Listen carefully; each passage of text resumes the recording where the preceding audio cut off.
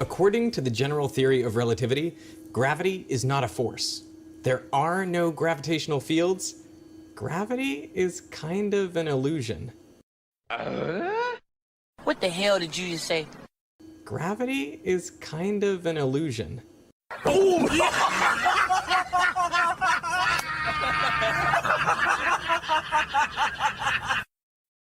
In general relativity, there is no mystery. All objects appear to fall the same way because, well, they're not accelerating. Oh, son of a... That's gonna leave a mark. Let's put another shrimp on the barbie. Gravity is just like that force. It doesn't actually exist. Say what? But in general relativity, there is no gravitational force.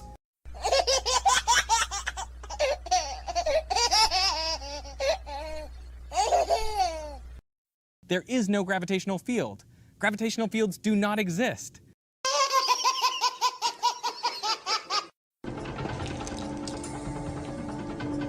Prepare yourself. Ball-tards.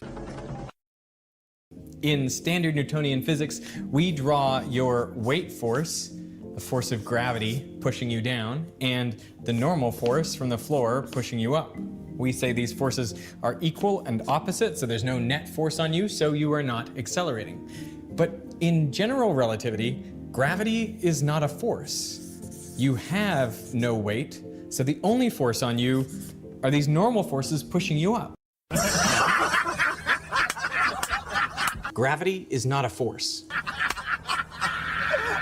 There are no gravitational fields. You have no weight. Well, they're not accelerating.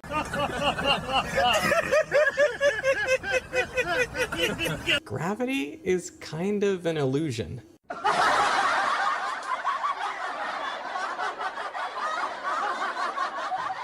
Gravity is just like that force. It doesn't actually exist.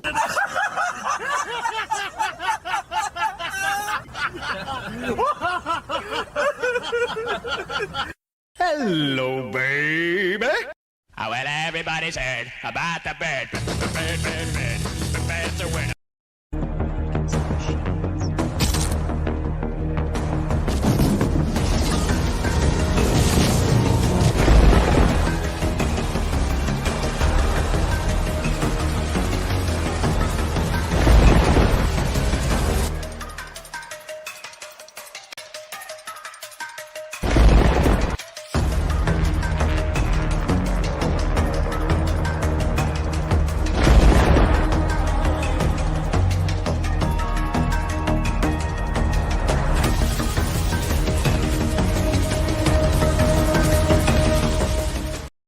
And we're off.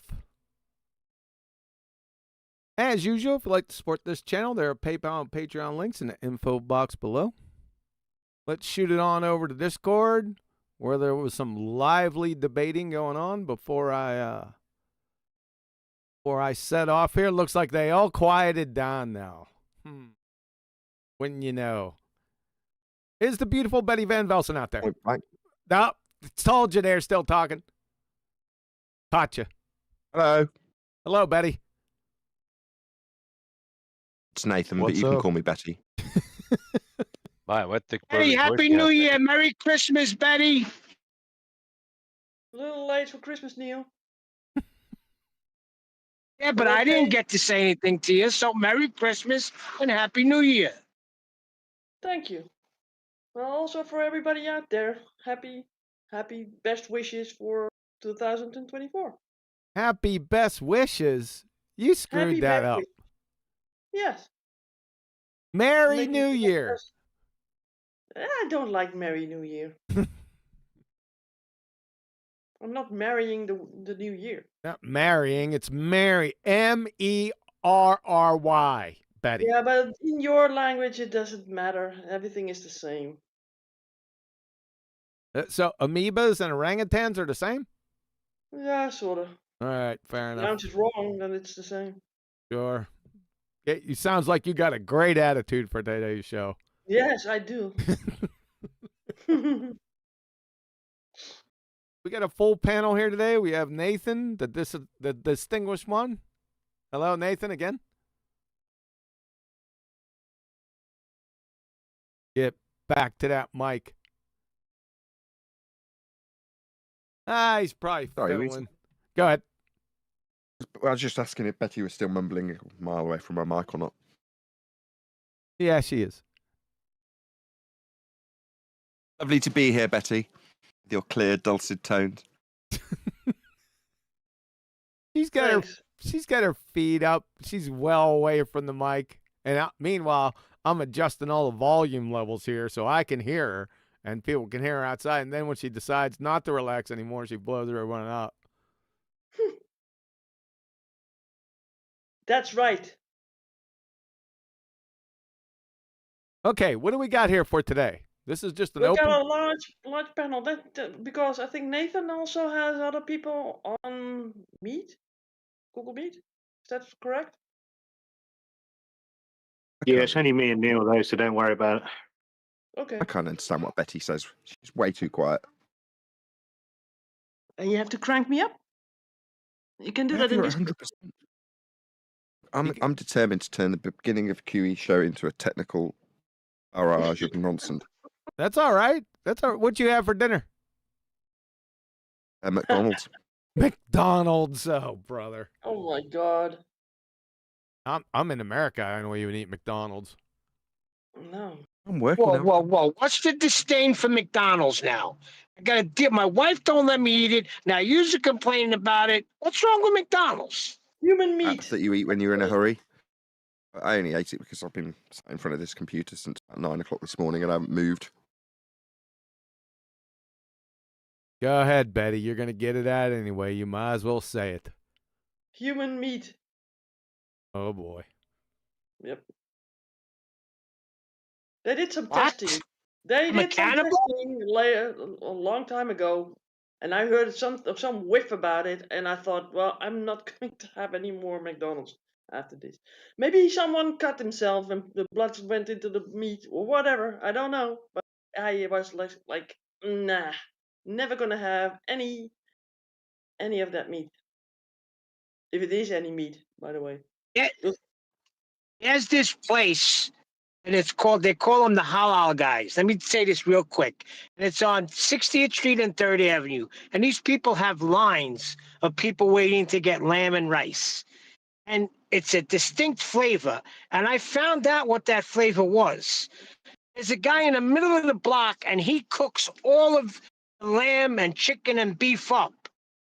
And what's happening is, as he's cooking, the sweat is falling onto the food. So No. that was the unique flavor that everybody was buying. No. The reason halal meat tastes differently is because of the way they butcher the meat. They suspend the animal upside down and then slit its throat so that the heart pumps all the blood out. You end up with meat that isn't laden with blood.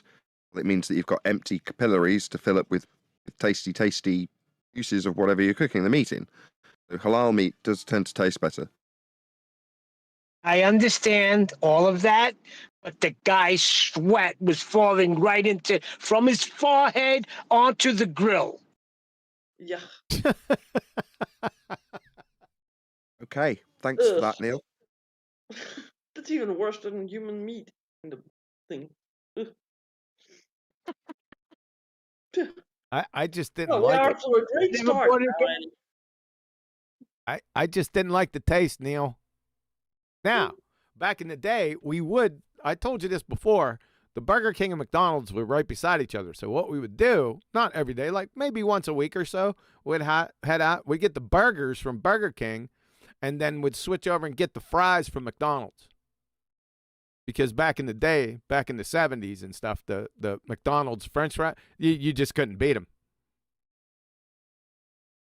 Yeah, that's what we used to do. But no, I ain't eating anything from McDonald's, dude. Not anymore, no way. Not because of what Betty said, because it just doesn't taste good, more or less. Or Well, they took it off the grill too. Hold on, because some of them they went back to the grill with the quarter pounder with cheese, and they make it on a grill, and it's really good. all right. Well, you can go there, Neil. No problem.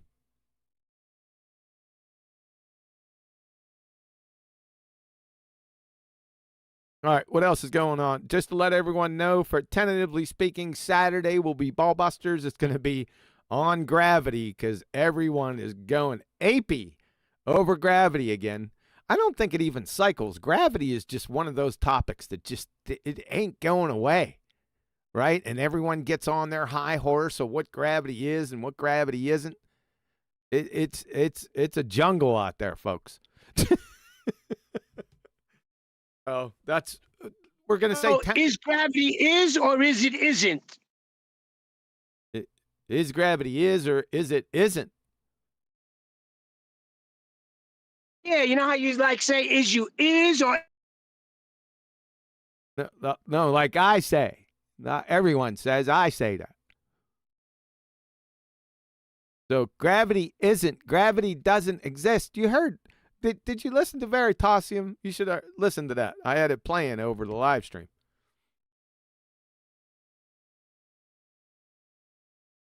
Yes? No? Maybe? You guys still out there? Waiting to be introduced. Shut up, Adam. Yeah, there's many people in this chat. Waiting to be introduced. Well, we got. And this is the Adam Meekin. Yay. The Adam Meekin. You're now introduced, sir, formally. Go. I'll start with a good evening and Happy New Year to everyone. Thank you, Adam. Happy New Year, Adam. Did I introduce everyone? I'm going to introduce everyone. We got Bushel, Facts Not Fiction. We got Flatsy Klein. Just Bill. We got K. See, I'm getting. What? What? Why are you interrupting my introductions? I was introduced. I just wanted to say, hey, hey, hey. Bad Albert. We got K and M. That's all it gives me. K ... and then M ... beneath it. Sorry if they ain't printing out your names. We got Mighty Mush, the distinguished Nathan Oakley, Peter the Great, Plum Bob, Raleigh Criterion, FE, Regular Joe, who's on Deaf and Moot, Roto Ox, Says Who, Betty, and the Adam, who was just introduced. There you go. Now we good, Betty? And the ones that are Nathan's Google Meet, right? Neil and LBA Paul, I think. Yep, I think we got all of them. All right. That's the first time we introduced everyone on the panel, by the way. Good. All right. So we're off. So the question is, gravity. What's the gravity of the I've got a more important question. Do you? Betty. Hold on, Betty. Sent Betty a picture in Skype, and I want to know if this is part of her traditional Christmas dinner. I was getting away from food. Nathan, make note of this. And on to gravity, but Adam's just going to drag us right back down there. Go on, Betty.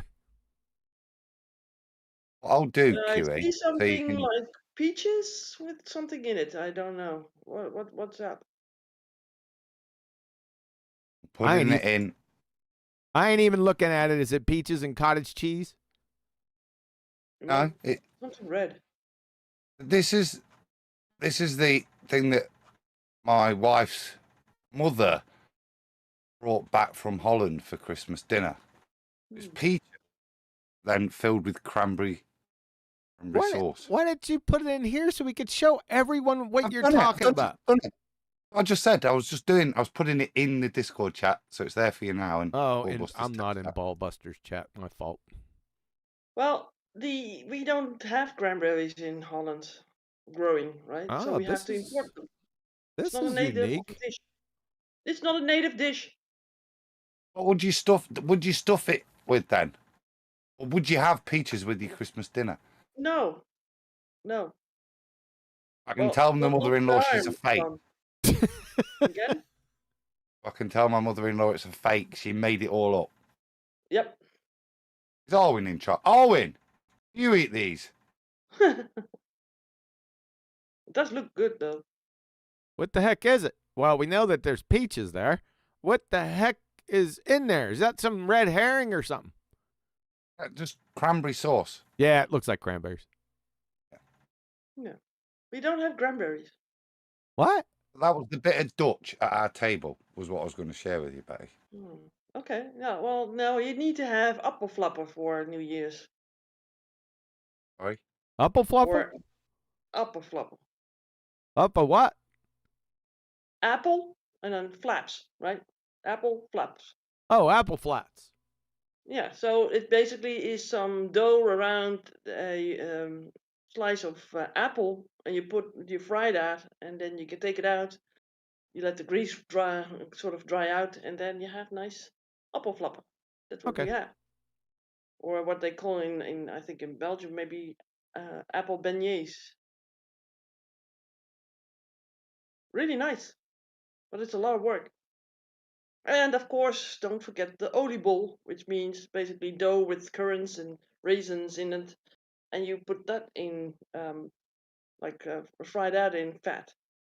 Is that a typical Holland? Is that like a New Year's cuisine or a New Year's special or just, or Yeah. what? Yeah. Well, you can get it some places all over the year in festivities and stuff. But usually at the end of the year we eat those, yes. Okay. Really good. There's something interesting.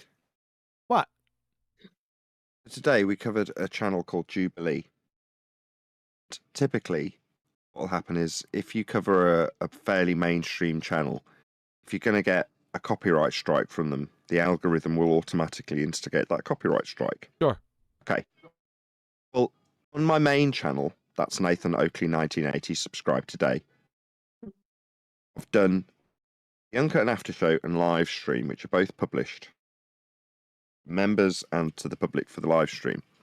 No copyright strike. Now, we reacted all the way through that video. I even spun through various boring bits of it. On my second channel, the algorithm has automatically copyright strike me for it. What? There's some distinction between whether or not I can get away with doing reaction videos on a larger channel with 25,000 plus subscribers versus a smaller channel with less than 10,000. The one with less than 10,000 received a copyright strike for literally a 30-second section. That saying you've played, it must mean that I can't imagine that I played 30 seconds uninterrupted, but I must have done. And it's snagged me on 30 seconds exactly. Is that the limit? On the second channel only. That was the bit that caught my interest because I've gone very quiet and guys in G+. Well, like, what's going on? It's like I had to mute G+. Discord, by the way, guys in G+. That I could I thought you were just shutting Neil up. Go on, Adam. I thought you were just shutting Neil up because you just kind of like muted him. So just on that, right? So is it that if you got 30 seconds, that's a trigger limit in terms of service? Because I just thought it had to be appropriate and commentary based. So this is worth a challenge, surely. I've just trimmed out that 30 seconds on the second channel for ease because I just don't have the time to challenge it. That's the problem. Yeah, undoubtedly I could challenge that, but I won't. I'll just trim it out. I'm just going off my teeth to have 30 seconds removed from what is hours and hours of daily live streaming. So no worries, I'll just trim it out. It just intrigued me that one channel picked it. Maybe it'll just be later. Maybe it'll just delay and it'll eventually tag me on both the second and first channels. I don't know. But at the moment, as far as it stands, I've got a copyright strike on my second channel, that video, and I'm in the process of editing out that chunk. Not a copyright strike as in we want to take down your channel copyright strike. It's an automatic, like with music. This has been, you've used this material from this other channel, they're going to get your monetization for it. Right. And I'd just respond to that and just say exactly what it is. That's exactly what YouTube like. And then they just undo it straight away. Whenever I've done that, with like chocolate stuff, even with music, I said, no, listen to it. Yeah, it's not their music. It does sound like it, but it's parody. You list all the things, and they just undo it straight away. I'd take the 5 minutes to fill that form in. It takes 30 seconds to trim it out. Yeah, I know. But that means you're not challenging the algorithm. It means that you're likely the next time and the next time. It's worth Also makes the title a lie. The title's Uncut and After Show. Speaking, that's a lie. Yeah. Fraud. Total fraud. What is it? Sales Information Act or something. I'm kind of jacked up though. Trade descriptions. It's some kind of jacked up if they're doing it based on subscription to that channel, right? That's kind of arbitrary. Not really.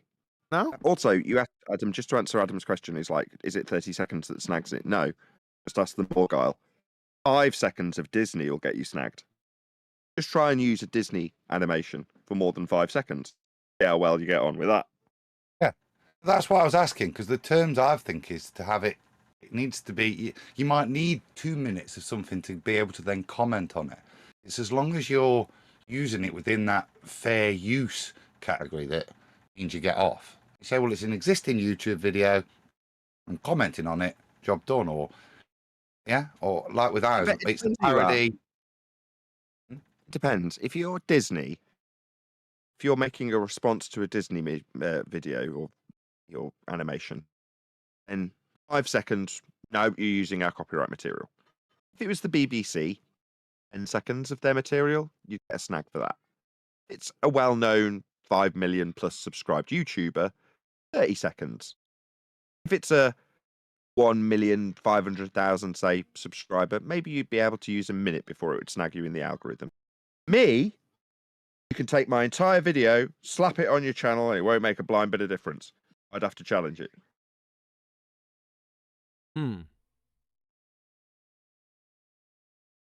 Who's doing the challenging? Isn't it Disney that have got their own bots that are scanning?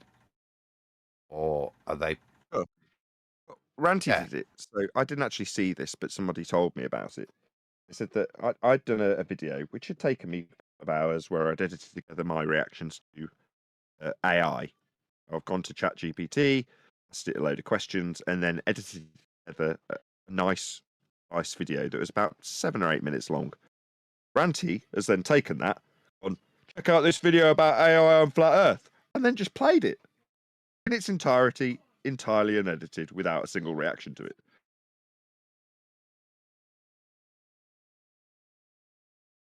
Without copyright strike. Well, that's just, we're bottom of the pile. We don't get any algorithmic love whatsoever. So it doesn't just work in terms of we don't get promoted to anybody outside of our already influenced sphere of influence, which isn't, expanding your sphere of influence if the only people that to see you publish to them are people who already know you exist. Right? Well, that works both ways in terms of they're not going to assist us in terms of any algorithmic support when it comes to protecting our material either, are they? Right. Oh, well. On that algorithmic thing, when you were jumping in and out this afternoon, Nathan, we were looking at some of the. We went to the Sabine or some vid, and we were trying to see if the at Nathan Oakley's were there. Whether it was either at Nathan Oakley or Nathan Oakley, it was fine. The only one we couldn't find, or I couldn't find, was Refracted that uses the word flat Earth, I think, in it. But we don't think there's any issue with using at Nathan Oakley, so keep promoting it, or Nathan Oakley. That they are there. There's just a lot of them. But the one that seemed to mention flat Earth, that might be a trigger word that sends it for holding. But there was a bit of conspiracy theory because it might have your at link. They were getting deleted, but they all there. I see. So that's very good. So in other words, it's not for that I need to stop telling people to go and let the videographer we are responding to know at Nathan Oakley 1980 sent me, or if for the sake of argument QE bought a video now, it'd be Quantum Eraser, all one word, sent me. They will still appear. It'd be interesting to know if it does actually appear for QE. That somebody's validated that it, or verified, sorry, that it does actually appear when someone random that I've directed to a different video does actually leave a comment with my YouTube handle at Nathan Oakley 1980. QE's comments don't even appear when he writes them in his own videos. I'd be interested to know if somebody promoting at Quantum Eraser YouTube channel were to leave a comment saying at Quantum Eraser sent me. You know, I got that from, by the way. I nicked that from Russian vids. Where I nicked this from, just so you know. The whole at Russian vids sent me. That's where I got that from. He did it originally. I wonder whether those comments that QE's posting have flat Earth in them. Then I said that was the only one we couldn't find. The one that refracted curvature had posted. Huh. And it had flat Earth in it. So And mine's still there. But I just said Nathan Oakley 1980 reviewed your video, and that's all I said. That yours was appears. there. We found it, Yeah. didn't we? Perfect. I did comment on a video, not today's, yesterday's. I think it was yesterday's. It was the Robotham review. Remember the history guy? Yeah, Brian had a right bloody go at us for that. Who had a go at you? Brian, he's here. Brian had was a go saying- at you. Why? Oh, he was a pioneer in his time. And So did Adam. So did Adam. Yeah, Why? I still think- Why? I Because you still gave think- him. Why? Because you gave it venue. no, because I was critical. I was critical of the synthetic methodology that he used. Adam has claimed that we wouldn't be using that standard now. No, I put him think into context. My bad. Good people. Go Oh. ahead. No, I was agreeing with you. Oh, okay. If it's to be took as I contextualized it, it's if he was around today, but like Robotham, what are you playing at? Why are you showing them comparative orthographic representation with a comparison to what you see in your lens? Who cares? Why are you doing this? Why are you taking it upon yourself to reify a geometric horizon and show how it doesn't work? Let them make the claim. Assert how Earth is utilized. Assert how Earth is measured flat. No need for you to get into there begging the question of a sphere Earth horizon. It's been debunked by the Black Swan. I would have been saying that to him in the 1800s. No. That was I my didn't only know he point. wouldn't have known about the Black Swan. He would.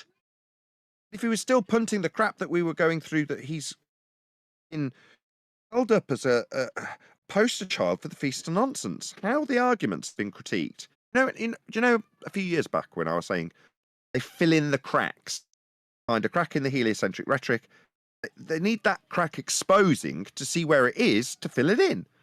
Well, what was Robotham doing? Exposing all these cracks.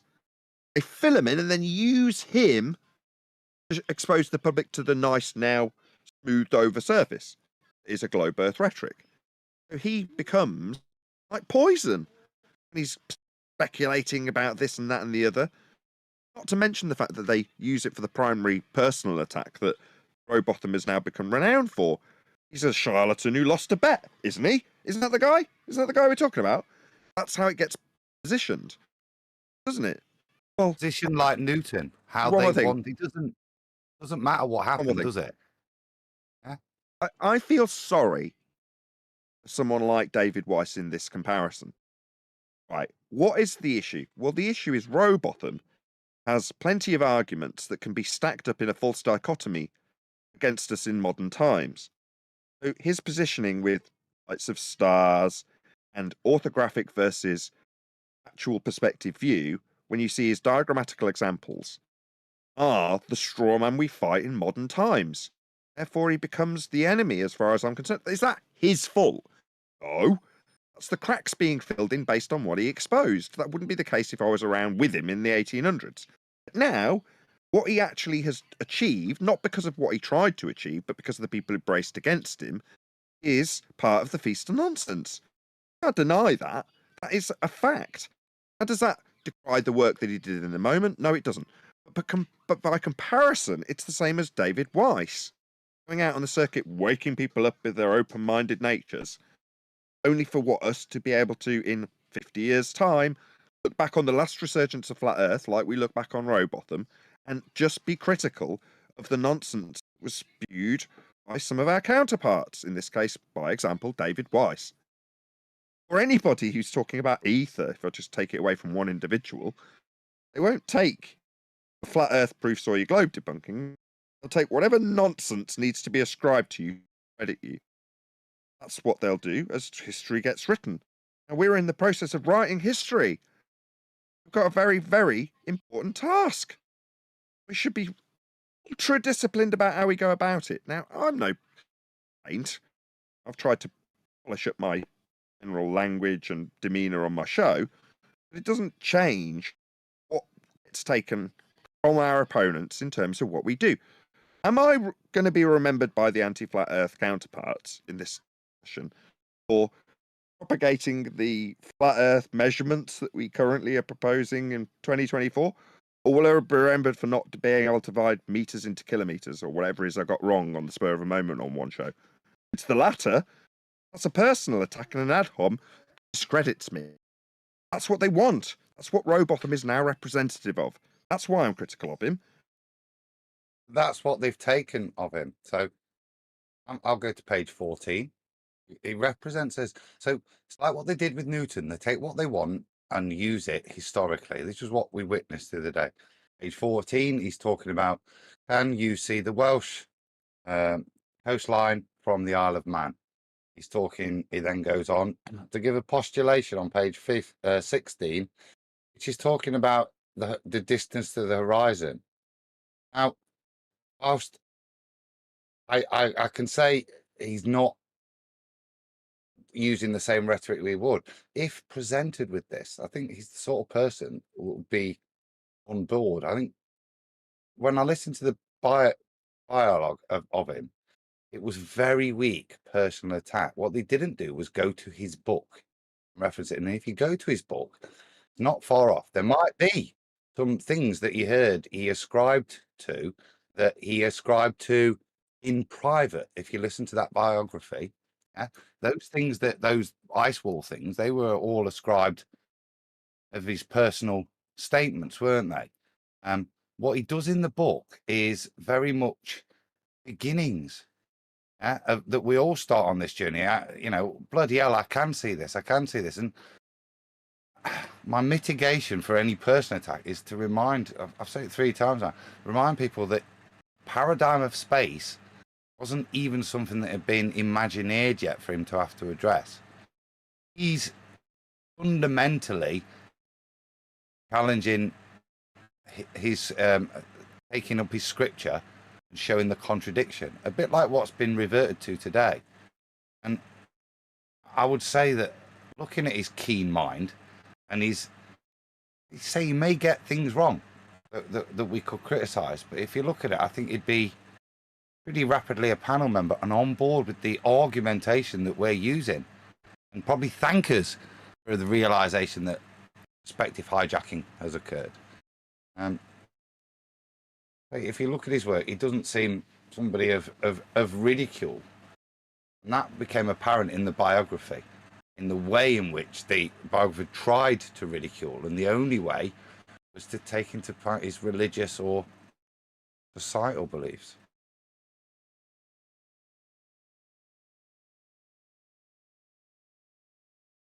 It's funny, I haven't even read his book, and I get charged with Robothams all the time.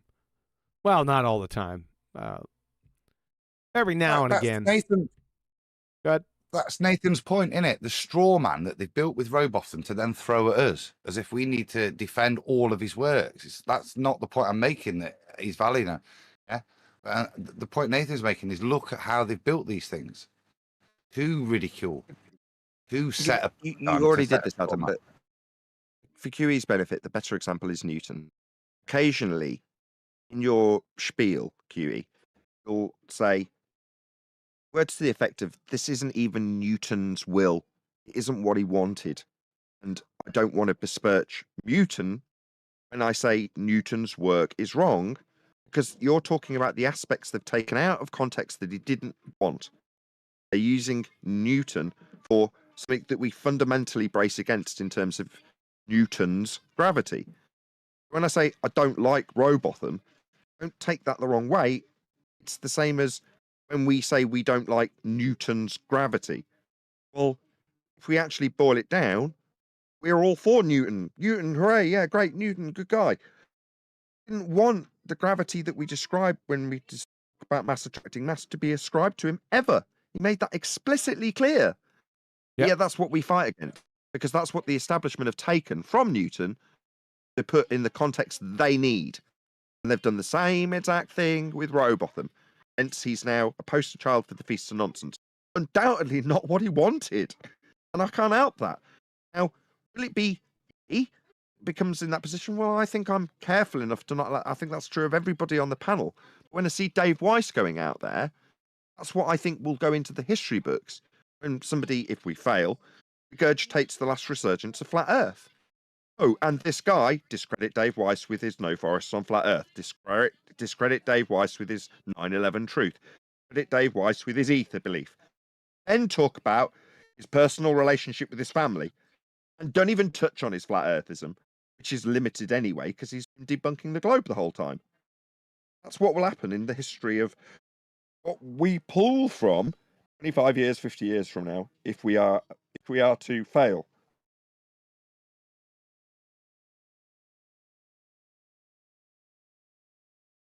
Somber thoughts, eh? Somber thoughts. Subscribe to Nathan Oakley 1980. It's much more uplifting on that channel. Promise.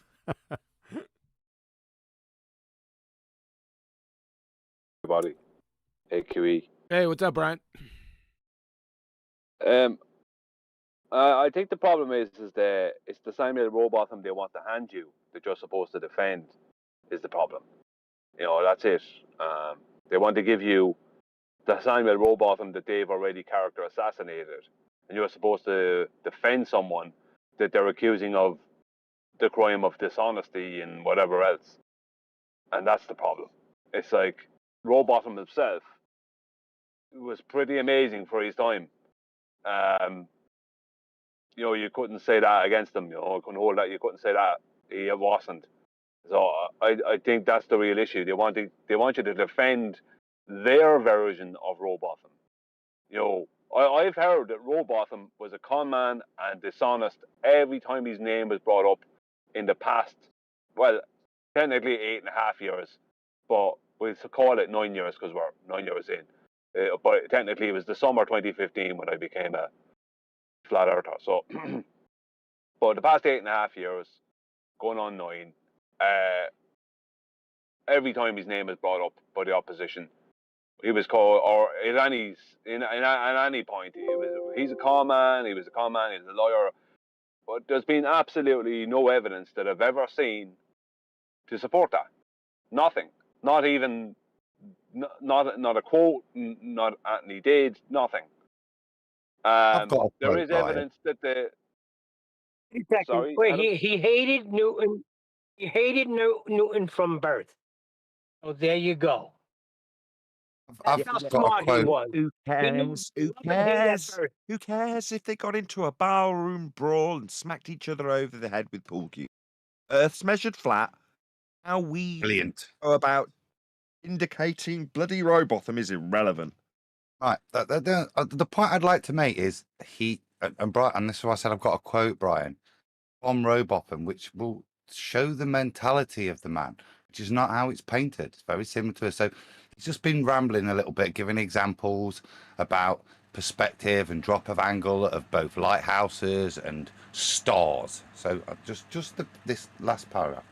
This then is the necessary result of the everywhere visible law of perspective operating between the eye line and the plane surface upon which the object stands, and has no relation whatever to rotundity. He understands it. He uses the same language he would use the same language as us today, given the same tools. I think he's been disparaged a lot, but listen to the statements that he's making. The plane surface, it's a bit like us, quite clear what he's saying. He isn't perspective denying. He recognized these as are effects of perspective. We probably argue the straw man. But Bedford level. at the moment, my vibe, Adam, is to say, why are we telling people what forms the horizon? Why is it my burden to explain how the horizon works? I mean, it is fascinating. And don't get me wrong, I really enjoy the journey that I took to discover about diffraction limits, angular resolution, and the Rayleigh criterion, and endless other fascinating stuff that really has no bearing whatsoever on anything. The horizon is used to establish a horizontal plane of reference. Beyond that, do I care what the horizon is? Nope. How it's formed? Nope. What boats do when they get near it? Nope. Couldn't care less.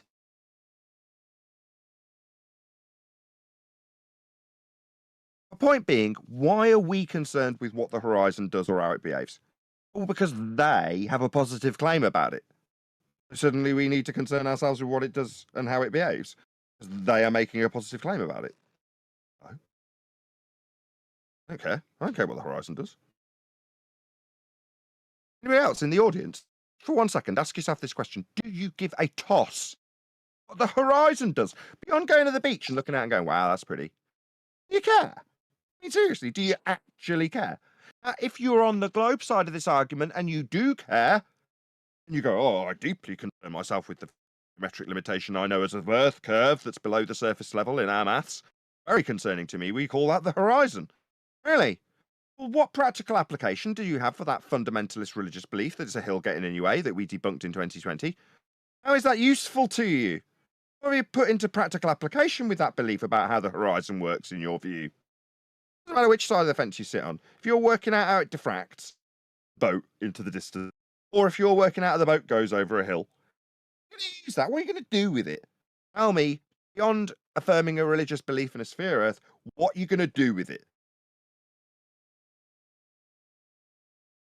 What's its use? What's the horizon offering you? Tell you what offers me. And the horizon does anything. It offers you the ability to establish a horizontal plane of reference. It proves Earth's flat.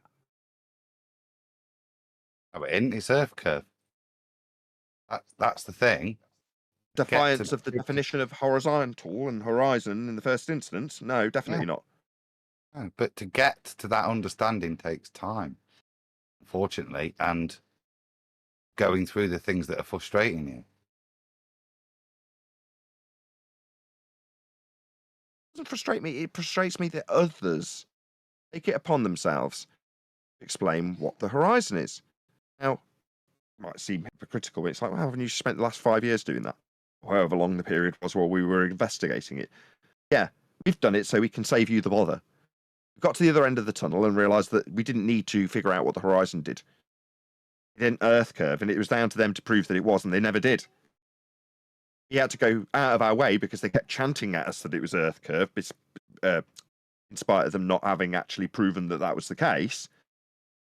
We had to go out of our way to assume it was Earth curve alongside them because it was the only way we could discuss the matter with them, show them how it wasn't. The black swan. Those are extraordinary lengths that you have to go for an opponent that hasn't proved their positive claim. I'm done with it. I don't need the horizon in that respect. That's the diffraction limits, the Rayleigh criterion / Earth curve physical geometric limitation in the perspective hijacking maths. None of the above is useful to me. What's it useful for? Flying straight and level? Establishing a horizontal plane? Well, that's what it's useful. That's practically applied. Not it affirms my religious belief in a hill that gets in the way. Oh, it shows my excellent understanding of diffraction limits and perspective. Oh, wonderful. I fart.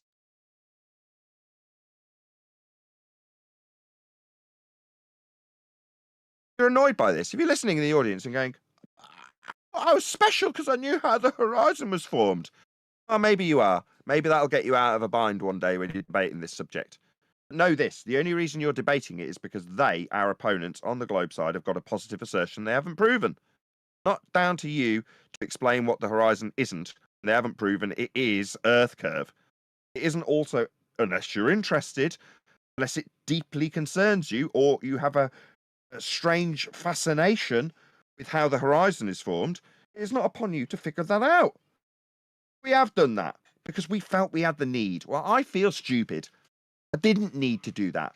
I was forced into it by an opponent that was too lazy to prove their claim and couldn't prove it. It was wrong.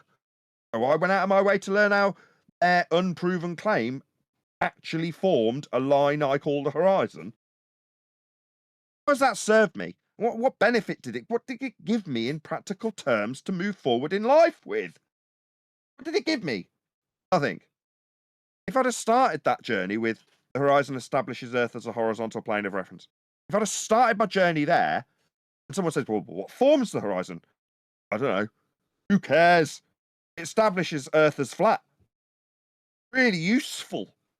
Used to this day to do just that. What's that you say? It's forming a leading edge representative of a hill getting in your way. with the world falling away beyond it at 8 inches per mile squared if you were on a point you can't stand on? I'm thinking no. Maybe the strange, weird, fundamentalist religious belief that defies the practical application of this line I call the horizon. You want to prove to me that it defies its practical application, then you can knock yourself out, but I'm not that interested because it's stupid. I don't need to know what it is or how it's formed. Know that Earth is flat and it's established as exactly that with the horizon. Why am I worried about how the diffraction limit works or how the Rayleigh criterion works? Who cares?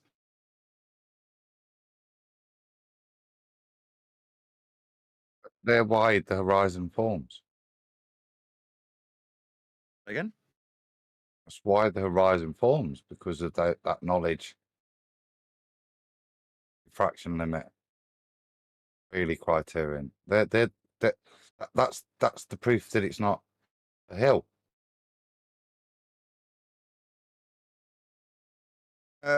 I don't need to disprove their positive assertion, do I? They need to prove it's a No, hill. but you They need to prove it's blocking roads and buildings, right? That's what they need to do, is their positive claim. We debunked that claim in 2020. Move on. I think this is probably the Can I difference. ask a question? Well, let me make the point then, yeah. So the point of distinction I'm making, this is about personal journey. I don't think what you're saying is don't worry about it, just debunk it, which is sufficient to win an argument. I don't think a lot of the people that are genuine in this place are just interested in winning arguments. They want to know, okay, well, it's not Earth curve. I can debunk that. Right, lovely. But actually, for my own sake, what is it then? I'll look into Rayleigh. We've got to look into these things. How is this any different to a show when the guy on the show said, or the girl on the show said, have you not been on an aeroplane? Have you not seen the horizon, Adam? I'm a globe believer. Have you not seen the horizon? I have, yeah. What of it? That's Earth curve. Why is it Earth curve? That's my point. If someone's going to make that positive claim, leave it to them to prove it to you to a satisfactory standard. They can't do that. If you know that, don't get me wrong, that's part of the journey of discovery that you're fighting for the audience to understand. I'm saying, no, I don't need to understand that. They need to understand what it's practically applied with. Now, if you can counter that by saying it is practically possible to understand the diffraction limit at the horizon, in the expanse that we call the horizon, not in general, for a diffraction limit on a table either. If you can show me a practical application for the horizon in that instance, me to positively assert it, and in reality it's not a positive assertion I need to make, it's a positive claim they failed to prove, then I'll take your criticism and say it's part of the journey of discovery everyone should be doing. They should all know about the Rayleigh criterion. They should all know about diffraction limits and angles and angular resolution limits. How the deck forms that we call the horizon based on diffraction limit, based on the aperture of your eye. Maybe that is part of the journey of discovery if you can give me a practical application for it. If you can't, I'll say use it to establish Earth is flat. And that's all you need. Can I ask my question? Adam can respond and then you can. Like I say, to win an argument, I do not dispute the point you're making. I think there are a lot of people that want to do more than win an argument. And to investigate, and to be able to investigate and You know what you're saying? You've added a caveat though. To win an argument. Yeah, there are two different people that may eventually come to the show if we can finally expand out our reach. Potential newbies that will come to the show that haven't already heard about us and already know the argument and may enjoy a repositioning of the argument. And not the person I'm talking about. I'm talking about a guy that comes to the show, just wants to know, is Earth flat? When I used to go to Jaren's show 7, 8, 9 years ago, probably 10 years ago now, right? That's all I wanted because I didn't really know. I believed Earth was flat. I wanted to know it was flat. I wanted that to be the opener of every single show and I never got it. I want that to be the opener to our show, our shows, this show, my show, anybody's show. If you've got a flat Earth title, heading to your video, then you should open with Earth's measured flat. Horizons used to establish a horizontal plane of reference. You should start with that. Anybody who comes along and within 5 seconds of watching the video, know Earth's flat and know it's measured that way. Now you're saying, well, that person needs a journey of discovery so they can argue that Earth is flat with somebody who will oppose them. Yeah, you need to subscribe, you need to become a member, you need to become one of my Patreons. Yeah, I agree. Yeah, stick with us, you'll be able to argue it like we do.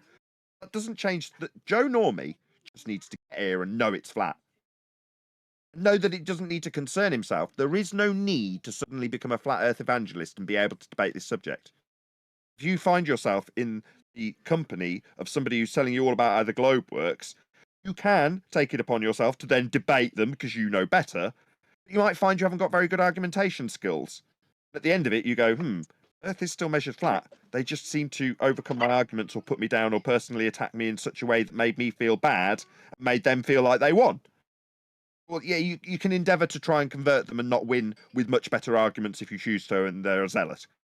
I'm saying you're better off just knowing it's flat with something that's unequivocal, something that's really easy to understand and lets you get on with your day without feeling the need to learn about diffraction limits or hills getting in the way.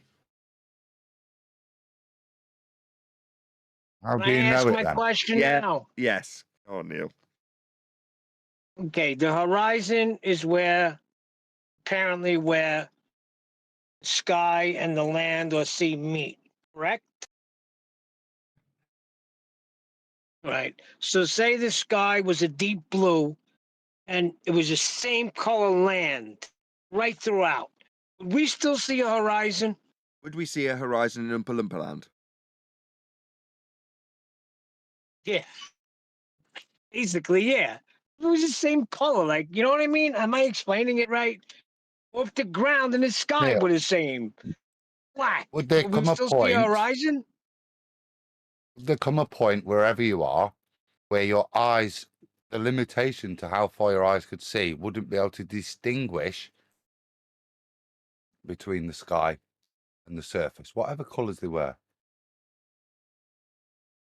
Okay, so it doesn't matter. It's where your eyes can't distinguish anything past that point. I got it. Nobody's listening to me. But why do you want to know this? For what practical application, Neil? Not because I'm thinking if we didn't see a horizon, we wouldn't even be arguing about it. Yeah, but it's a folly, isn't it? Beyond their positive claim, which we shouldn't be arguing about anymore, we debunked it 4 years ago. There's practical application that you can talk about as an opener, isn't there?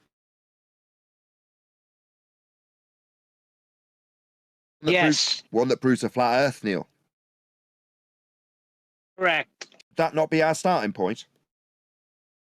Absolutely. It would Right, have saved me a lot of time. Great. You might not be here as a panel member if you'd have just gone through the contentment of appreciation rather than doubt. Now, my journey of discovery though it may have been, made me feel I had a requirement to learn what the horizon was. Now, as it turns out, because of our unique journey of discovery, it was required, Adam, for you and me. We aren't our audience, are we? No, but if it wasn't me back then and I was listening now, I think that's my point. For me as an individual, I've got to go and figure that out or read and get it have the comprehension, not just the trust of, well, why? Because I want to. Why is the horizon the horizon? I thought a minute ago it was the leading edge of a ball. You're telling me I'm not on a ball. So why are you now telling me the thing I thought was something? So I need, so that I can know, and from my perspective, to know is to substantiate.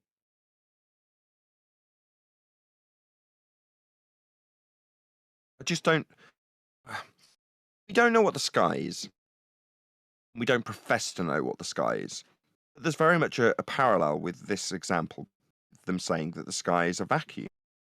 Outer space is an area you can travel through with rockets in violation of natural law. Now, because we don't know what the sky is, We're not going out of our way to do what we've done with the diffraction limit and figure out what the sky is. I'm saying, in the same way, there is no need beyond the childlike, whimsical fascination to figure it out. Maybe one day we will, and we already know we've been lied to about what the sky is. But if someone says, well, what is the cause of the blue sky? And I say, I don't know. I know it's not a vacuum. And how do you know it's not a vacuum? Okay. I know it's not the vacuum described in the heliocentric model, because if the sky was a vacuum, the gas we breathe would fill the space. It is asserted to be the blue area / area. No, I just work on the checkout, so I'm not aware of thermodynamics or entropy laws. Yeah? These things have to be explained. As simple as conspiracy cats might have to do it without the balloon. Okay, fine. Actually, I'll take you at your word. Explain why it's blue. Oh. No, not explain why it's blue. Explain why you can't have the supposed space vacuum. Why that statement so explain, is ludicrous. So kind of like has to be knowledge. Explain why it's not a hill. That statement. I get you. I heard. Explain why it's not a hill, like Black Swan. Yeah. I'm all for that. But then beyond Black Swan, explain why it's blue, Adam, like you've done with the diffraction limit. Off you go, because without that diffraction limit that you must know for the journey of discovery, comparable to why it's blue, and we know why it's blue, don't we? Because we've gone on the same journey of discovery for that. It's just as important, isn't it? No, that's not knowledge. That's not something I could substantiate, is it? I can postulate why it's blue. It's because, I know, but it doesn't lay waste to the argument in terms of gas pressure without a container. We don't have any alternative explanation, qualified or otherwise. Coincidentally, Adam, there are bullshitters in the realm of flat Earth who do pretend to have an explanation for the outer space background medium known as ether that the sky is. Now, they can't qualify that either, and believe me, is gained them popularity to have the contrapositive explanation where they are left void by the lack of void that was the sky vacuum when it's debunked. Normally by QE's gas pressure without a container argument, I might add, even from the Etherians, as weird as that may be. Nevertheless, we can't offer an alternative like a diffraction limit can the hill. There is no contrasting explanation, qualified or otherwise, that we can offer for the sky, and it does not in any way lend detriment to our argument. Likewise, just because we do have the knowledge of Israeli criterion, and angular resolution, aperture size, all of those things that we know form the horizon, does it mean that we need to use them? I'm saying no. Just need to know what is actually practically applied to the horizon, and that proves the flat Earth. And I'm not saying we won't ever discuss, as you've noticed, I've dropped in all the qualifying terms for what would constitute a horizon with diffraction limits, aperture size, Rayleigh criterion, all the things you'd want to disseminate to an audience in my aversion, and they need to learn about it.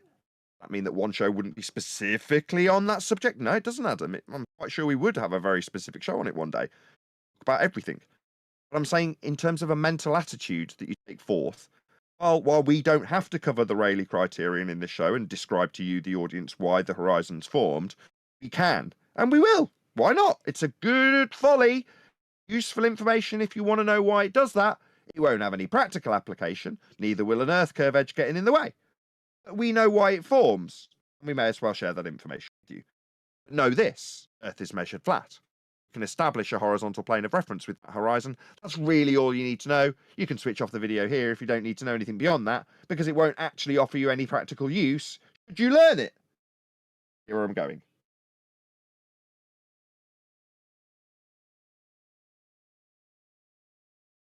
Nobody wants to hear this. Yes and no. Everybody wants to revel in their own knowledge. I see where you're going. But Adam has a contention. He feels that we were privy to a lot of things and we got what we needed, and other people are going to be like us. You got to think of us back then. They're going to be hungry for this knowledge. If I smell the hunger, I will cater to it. Okay? Now, currently, we're kiboshed, aren't we? Now, I know we're on QE's channel at the moment, but his channel has the same limitations as mine does. Which is to say that there isn't a horde of new people being tantalised. They're not getting the whiff, are they, Neil? To tell us how hungry they are for X, Y, or Z. Well, we need to waft a little bit. There's a stench coming from our quarter of the internet that needs to permeate through the rest of it. That stench is awful to most people. Selling, what's the word that you use that's not starting with S, Adam? Manure. Manure. Well, that manure might stink, but believe me, it yields great roses.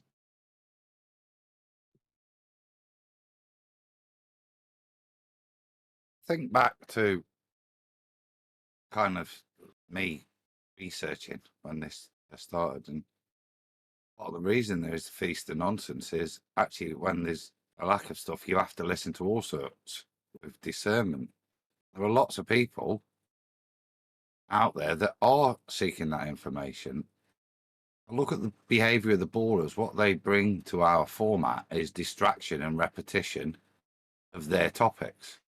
Maybe things like explaining Rayleigh criterion without needing to apply it, just so we have understanding, is what might actually be useful for people to come to their own discernment instead of me being told, yeah, just use this, this, and this. Might be more interest in that rather than repetition of you're going to need a flat earth for that.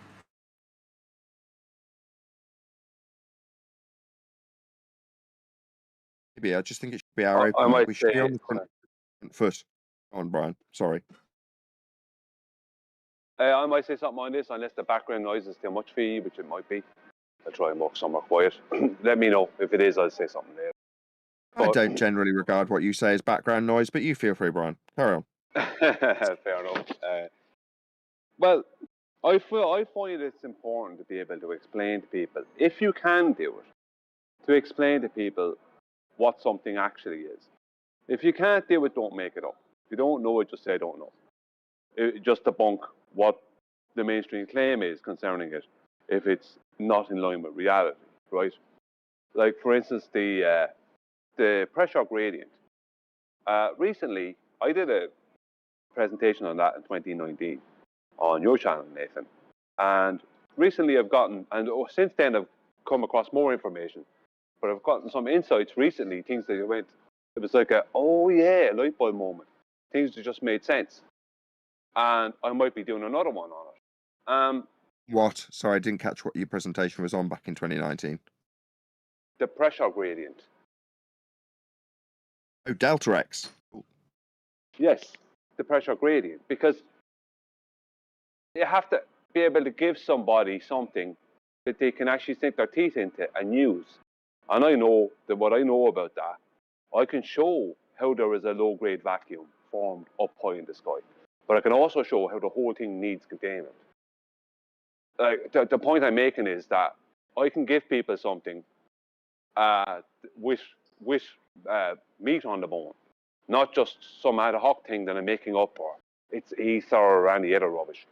So I can do that. So, and I might even be making another presentation soon concerning it, because to add in extra things that I've learned. The point I'm making is there is a need for that. People do want that. Whether you don't need it, but you go back a couple of years ago, you would have been looking for it. You have to see it as, other people aren't going to see things as simplistically as you will, because they haven't gone through all the complexity to get to that simplicity. That's my point. Other people, they will want, you won't care about the explanation for it. You'll be interested, but you won't care whether you ever hear it or not. But other people will. They'll want to know it. That reminds me of something that Days Who in Discord was saying just before we started the show.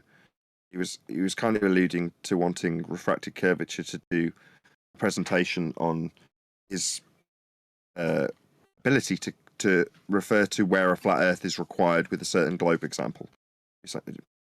That regurgitating you there, Seisu, just to make that point again. If not, I'll just have to reiterate it and summarise it if you're not around. Yeah, no, that's correct. It needs to be accessible because most people are coming from. I was Joe Normie, right? I liked space. I was a Star Trek guy, but I really didn't know the razor's edge arguments. I just knew the does stuff, the stuff that's accessible. So, yeah, it needs to be. This is an educational platform, whether you like it or not. People want to know how the magic trick works, so it needs to be accessible. They need to see where the illusion is, how they got from the nonsense to what actually is. People are also genuine, aren't they? And if you're responding to your mate in the pub, you to say to him, you're going to need a flat earth for that, and that's actually below surface level. If you can't explain that, then if you're being with your mates, you can't actually say it because you're going to get called on it in the pub. Yeah, when you can't then define that statement that you've just gone, ha ha ha ha, you'll need a flat earth for that. And you go, why? And you go, oh, I don't know, I've not had the presentation yet. Right, that's what I was going to try and say to what John has got is there's going to be certain words that just trigger his logic and make him recognize a link to that. Now, when he's doing it in the show, you'll often hear me laughing my head off going, I can't believe I missed that connection that he's drawn and I've missed. Well, that will just take time. There's certainly with science, right? You can hear all of the panel have got those cues. They all know what trigger words they need to listen out for. Start saying, oh, where's your independent variable? Not having those cues leads you to be, sorry, Spurs, the guy with the chainsaw chopping your own limbs off, asking for independent variables for concrete nouns that haven't been claimed to be science. Well, if you gave a presentation, it doesn't necessarily mean that you'd be able to listen to a Glober go through his example and go, oh, there's that flat earth requirement. I'll slip that in when he makes a pause. John's got that skill. I haven't. I don't know how to do that. I think what I'm hearing say to if you're asking to just fully understand John's point and you don't get it yet. Yeah, well, he's so brilliant with it that, there will be a discussion, and then he'll just jump in and say, well, all that is going to happen below surface level, and everybody else kind of has to blink and shake their head for a moment and go, what do you mean? I think you're right, but what do you mean by that? And it needs to be made accessible for, and I'll just call myself a layman, right? Just Joe Normie, so that we can go ahead and implement that.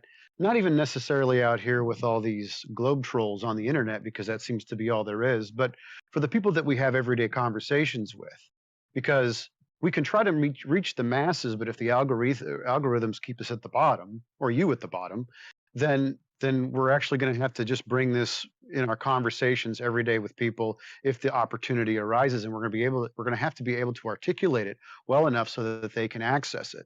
I mean, I had to, I love this resource. I'll just blow smoke up all your rear ends for a moment, but each one of you is brilliant in your own right, and you all bring a lot to the table. But take, for instance, there was a video that Nathan, you put out that was killing Coriolis, and you spent about an hour talking to extremicists in that pilot about the Coriolis effect. And I crammed on that video. I would rewatch it over and over. I would just throw it in my ears and listen to it on repeat until it all made sense to me. And so now you can almost, anybody that would want to talk to me about Coriolis, as soon as they say anything's rotating underneath the pendulum, then it has to rotate under everything, right? And then they're going to go back on that. They're going to say, no, everything is Velcroed to the earth at the same time, so there is no Coriolis. You can just go back and forth, and you could just say, wait, an apparent force is doing something.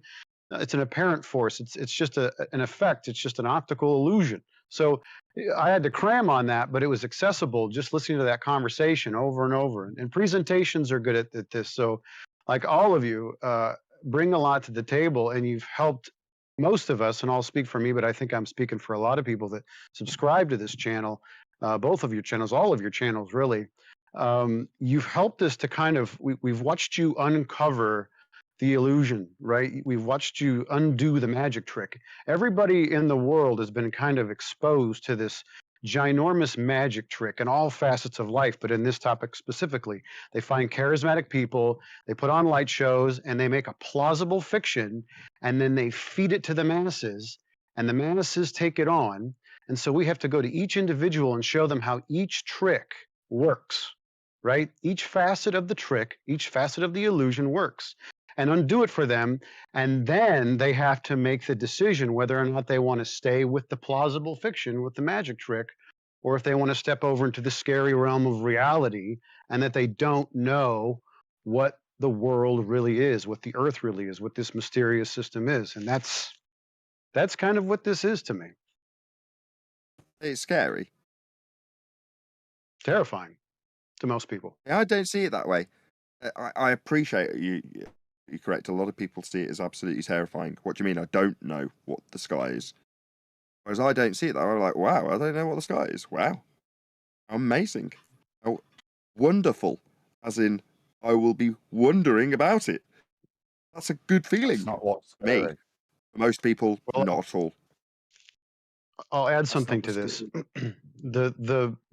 The mystery is cool. The mystery is enticing to go figure out more, but you also have to deal with the fact that whatever authority told you the lie now is no longer an authority that you can trust. There's a whole other thing attached to this, like the authority that gave the story to people that they trust. Now they find out that they're lying, which I think in this day and age, most people know that there's something going on. The authority can't be trusted, but they've got no safety net. So who's telling me the truth? You mean I have to go figure this out on my own? You mean I'm out here to figure out who I am and where I live and all this stuff? It's all a lie. So, I mean, there's a lot tied to this particular topic. Conspiracy cats is the great example of that. That's what they're scared of. Everything falling apart, not just because it's flat. Everything, health, everywhere they've lived, what they strike. Yeah, that's what falls apart. That's what liberate that realization. Yeah, we're not constrained at how they are, but that's also very scary. Yeah, that's why a lot of our spouses don't bother to talk to us about it. Yeah, because it's too scary for them. Oh, I've said I'm happy to leave it with you. A bit like some health choices. Those things are too much and too scary to deal with. That's why we secede our power to government. That's how we've been trained to behave.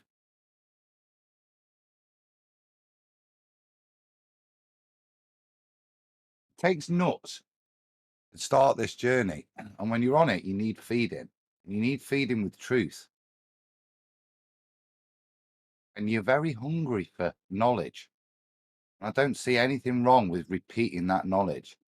I'd sooner repeat knowledge and demonstrate to people how to win a debate. That you can gain on your own with practice. But to win it, you've got to have the tools. If there's a road you've not been shown on the debate, you'll lose unless you've got knowledge.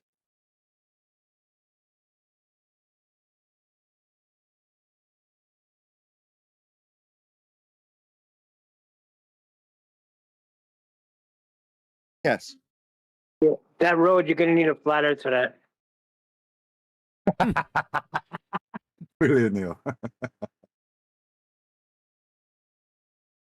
I think that's what I'm hearing. That's what people want, more knowledge. We might be bored of it, almost embarrassed about repeating it because it's so bloody obvious. But it sounds to me that that's what wants to be heard a bit more. Fuller, bigger explanations about why there is a horizon, not why it isn't a hill. Am I right, say so, or am I barking up the wrong tree? No, I think that's true. But I think in terms, because I know that Nathan wants to continue to get his show to grow, to increase the information, and also to help his bottom line. He's never been shy about that, and that's great.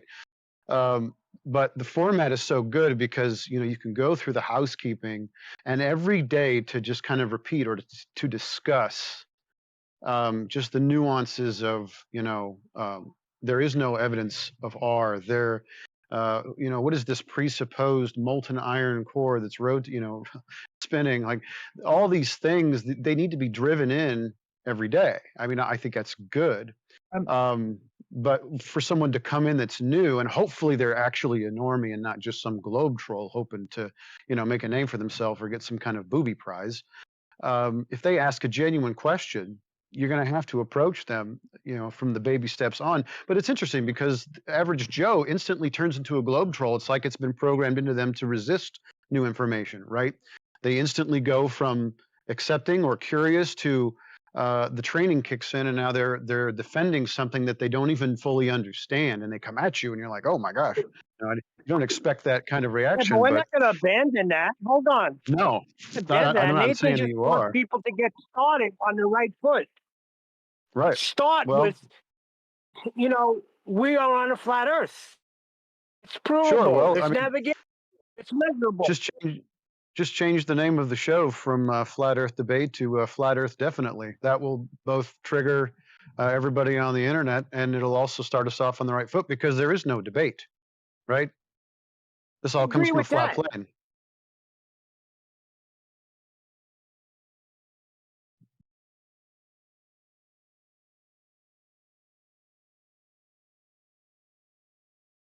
I wonder how our Listen, the knowledge would housekeeping be and questions how are we would there, and argue. the housekeeping. Sorry. I wonder how we'd all argue about elevation angles to Polaris, about celestial navigation, without the good solid year of instruction from 10th. Shout out 10th and his family. Who's with you guys? But without that, yeah, how do we argue what horizontal is without that? How do somebody else who is new to the topic, who missed that year, yeah, how did they argue it with confidence? Have they just got to go back to old feds and hopefully find the right one, or do we provide them with a similar thing like when housekeeping first came out, a repetitive instruction on why you can say you're going to need a flat earth for that, things that actually tool you up?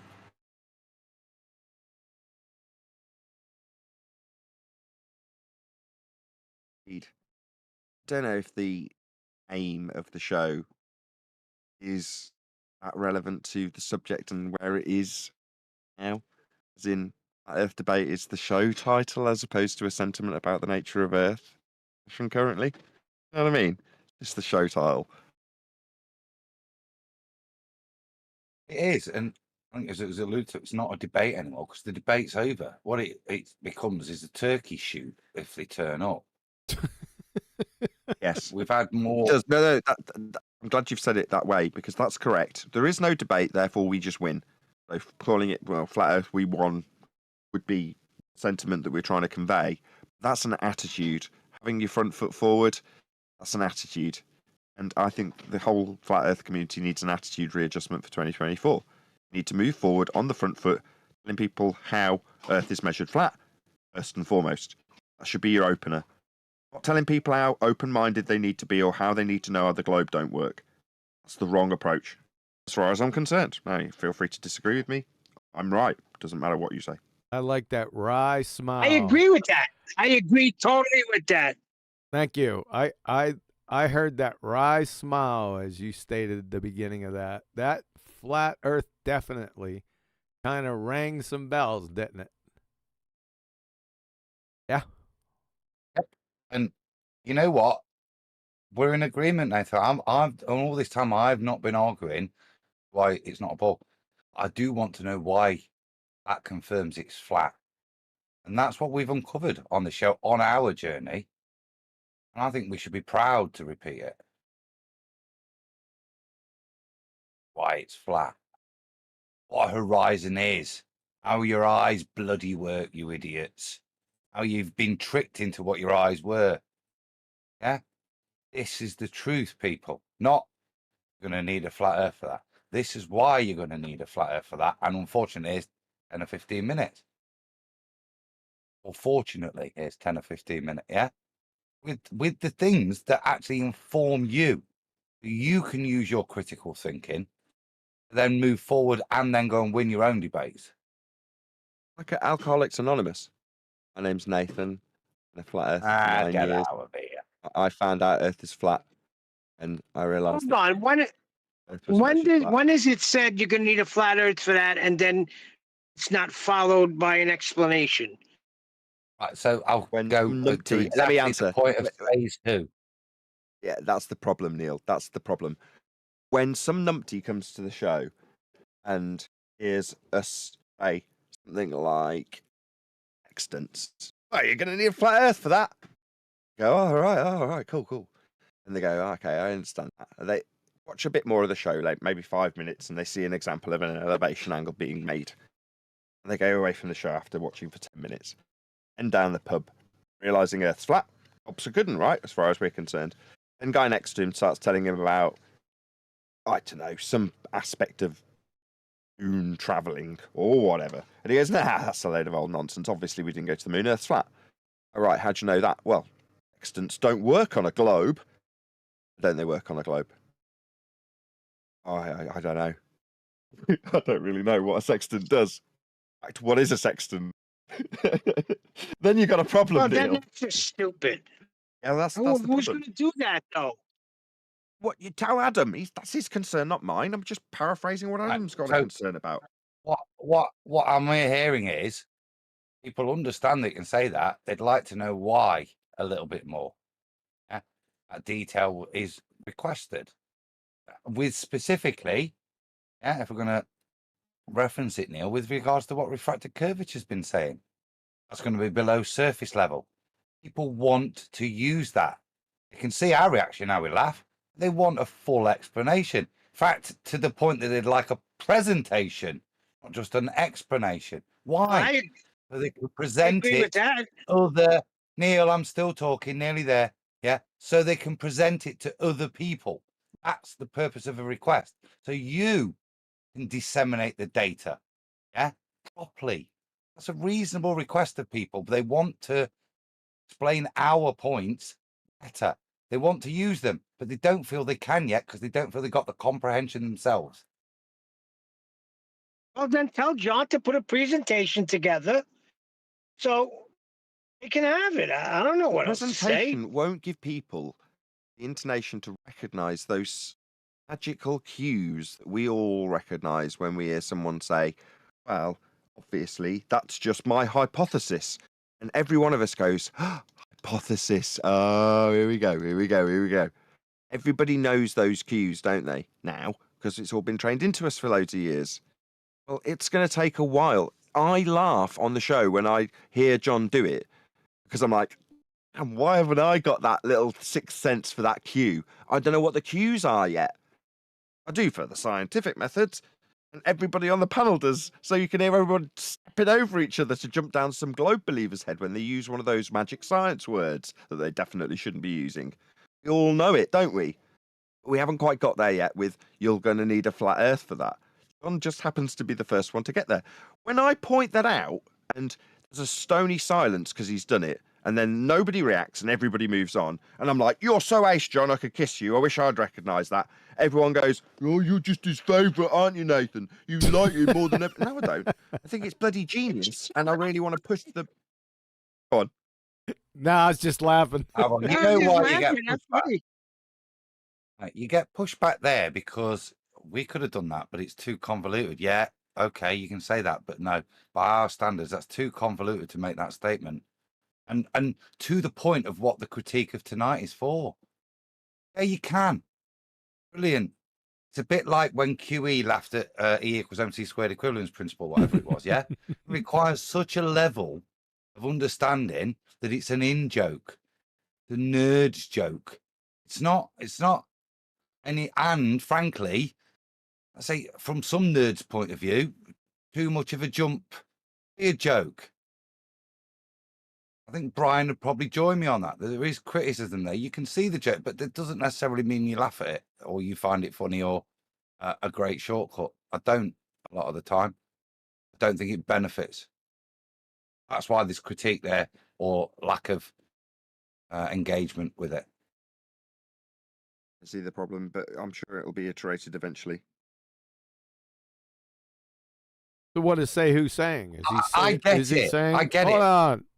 What it says who's saying. So whenever you say that, you're going to have to go back and explain why, right? Correct? Says who? Yeah. Have you only just stepped back? We did cover that right at the beginning of this conversation, but yes, Jimmy. that you're on top of things.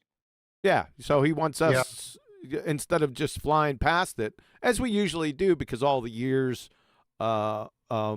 education and knowledge that we've gained, we mostly fly right by it. We'll make a statement and not explain it, and that's what you were on to, correct? Yeah. Yep. Not for everything, I mean, but for some things. Yeah, I'll give you an example because you wanted to start this show off talking about gravity. And even within, most people are just going to say mass attracts mass. And we all know, right, as a part of this community, I'll call it a community, that number one, that's been superseded. And number two, it's absurd because you're begging the question right off the top. And if I tell someone that they're begging the question that number one, Earth is this object that has a mass, they have no idea what I'm talking about. People don't know what begging the question is. They don't. They barely see past the idea that they can't even formulate in their head that the Earth is not an object. That's a possibility that the Earth is not an independent object. They don't think in those terms. They already have the imprinting, the visualization of what the Earth is in their mind. It is buried in there like an Alabama tick, as Kiwi would say, right? And so you got to get them out of that mental space, that illusion, and go, why don't you ask yourself some questions right off the top? Is the Earth even an object? And if it is, if it has a determined shape, how would you figure that out? You're going to use the horizon? You could take them through it if you knew the information well. Like I feel a decent amount of confidence in my life right now where I can pretty much navigate this little chessboard with any normie, no problem. And even some of these globe trolls on the internet, because I've had to spend time cramming through the information that you guys have provided and you've told this before, once it leaves my mouth, it's now my argument. It's not yours. I didn't get this from FED or QE or whoever, right? I own it now, and I better darn well be able to show it to them and make it accessible to them. And so we need to continually find ways to make it accessible. I think we've done pretty well so far. You guys have done well anyways. Well, thank you. Yeah, I agree with that. Thank you for the compliment. Yeah, but it shouldn't. I feel bad that it's taken you to have to listen to a discussion with Zanuck to understand the ins and outs of globe convolution of the subject. I mean, I'm glad that you took that. I would have never in a million years thought that would be of benefit to anybody. All I thought while that was taking place is this has got to be refined. Can't be a 2-hour discussion that in this instance I now find out after the fact. Has to have someone listen to it over and over and over and over again just to get the basic concept of Coriolis deflection, which is hijacked and convoluted by globers. And then we've got to unpick it. It takes 2 hours. It shouldn't be that way. It is, and I'm glad you listened to that video. Listen, all these guys that have come through here, the Rumpuses and the Extremists and the Xanax, and I mean, the viruses, they're a great cross-section, anybody who plays video games or anybody who wrestles or anybody who does something where they need to continually get better, you're going to have opponents. You're going to have to train your hands for war. And the absurdity of some of these arguments that they will come up with just to try and win the debate is actually good for us because it trains us how to make the correct chess move or the correct move to, one, expose the absurdity of the claim that they make, right? Because obviously there's people watching these debates. Like this is a public forum. People are watching. People still think in terms of subjectivity. And so even if you can beat them at their own game, it's good for us. It's good to be sharp. It's good to train. It's good to hear these arguments, however absurd they are, so that when we actually go out there into the real world and have these conversations with people that instantly turn into a virus or a Xanac, that we can just kind of let the people watching the conversation in the pub or wherever you're at, see them get tore apart because all their logic is jacked up.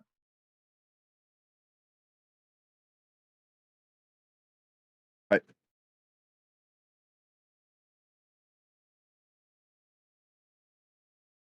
So when are you changing?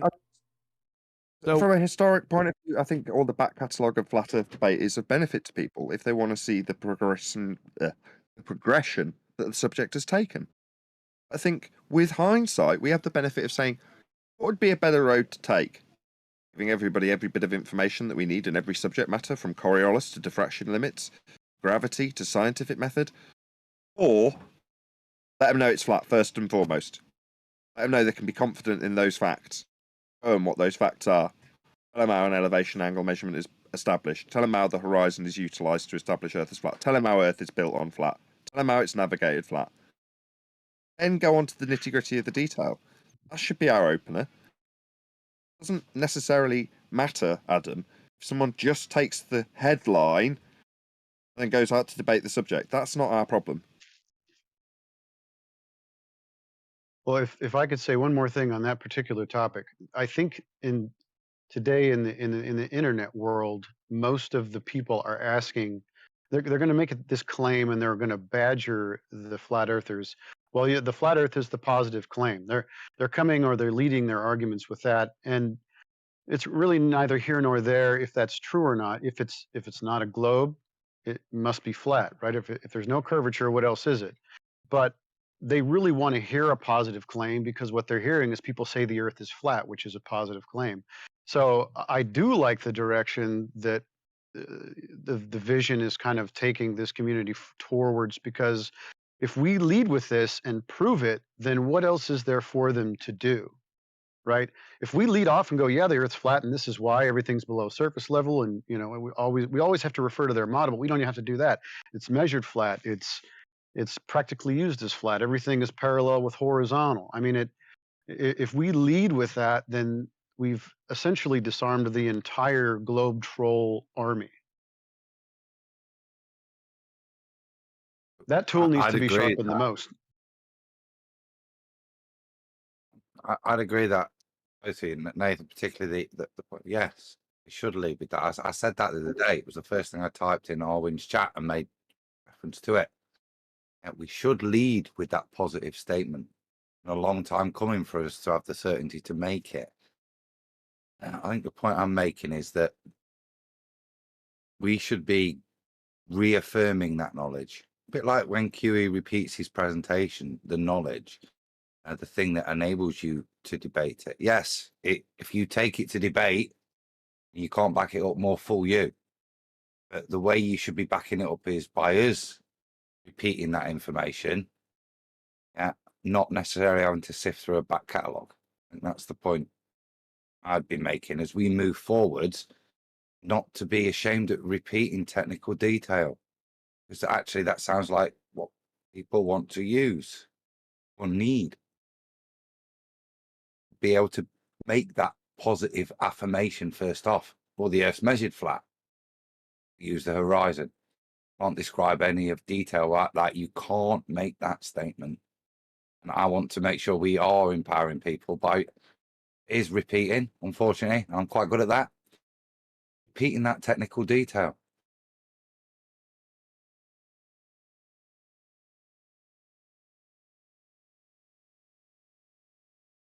I got a message a few minutes back that said, well, how is it measured flat?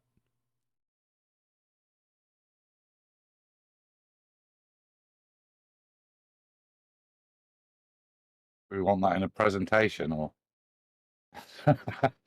No. I can give you several ways. Do you want surveying? Yeah. Well, surveyors, how they determine the elevations of things is they use a process called rise over run. So if you're surveying from the east coast or the west coast of America across to the east coast, as an example, or any country, then what you're using is parallel horizontals and parallel verticals. So the separation between the verticals will be horizontals, and the verticals will all be parallel to each other, and the horizontals are all parallel to each other.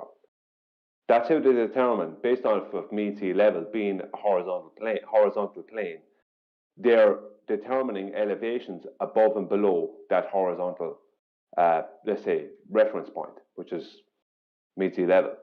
So they're measuring all these little undulations between the west coast to the east coast of America, right across America. All these little undulations have been, or it would have been probably the east to the west. Actually, it started on the east coast, so east to west coast. They've measured every undulation that's above and below mean sea level across America. whether it be a big undulation or a small undulation, they've measured them more. But they had to use parallel horizontals and parallel verticals to do it. That means there is no other way for them, which means that the only outcome is that the mean sea level through America has to be a horizontal.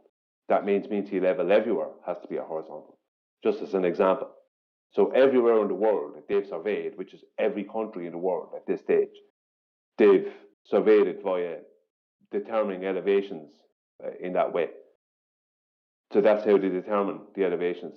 Because what it is it's part of the differential leveling. But the rise over run determines the slope rate, right? So it's a slope rate. Slope in comparison to what? To zero, horizontal. Mean sea level, slope rate of 0, horizontal. And this is determined of slope rates and elevations above and in relation to that. So there's just one way. I can give you aerospace, I can give you celestial navigation.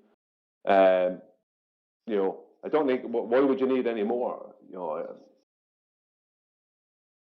Just a quick one. Something that person that not going to understand surveying, not going to understand parallel verticals, perchance. Something that's that easy digestible for like a second grader. Okay, yeah. Right-angled triangles. Yeah, but you have to go into celestial navigation at that stage. No, I'm just going to say, easier. Yeah. All right, go on. No, it's not right-angled triangles. Do you understand what a right-angled triangle is? And most people are going to say yes. This is how celestial navigation works. I want a very succinct one. This is the principle in which celestial navigation works. Yeah.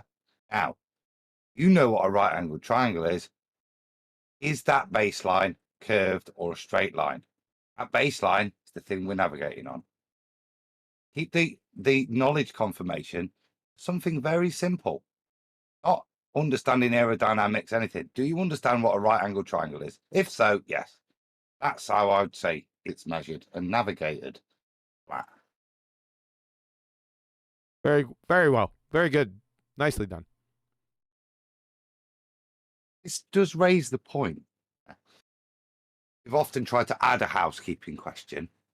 Maybe we should be adding housekeeping statements for ballers to challenge. Yes. I agree. 2024 is a new year, and Nathan skedaddled.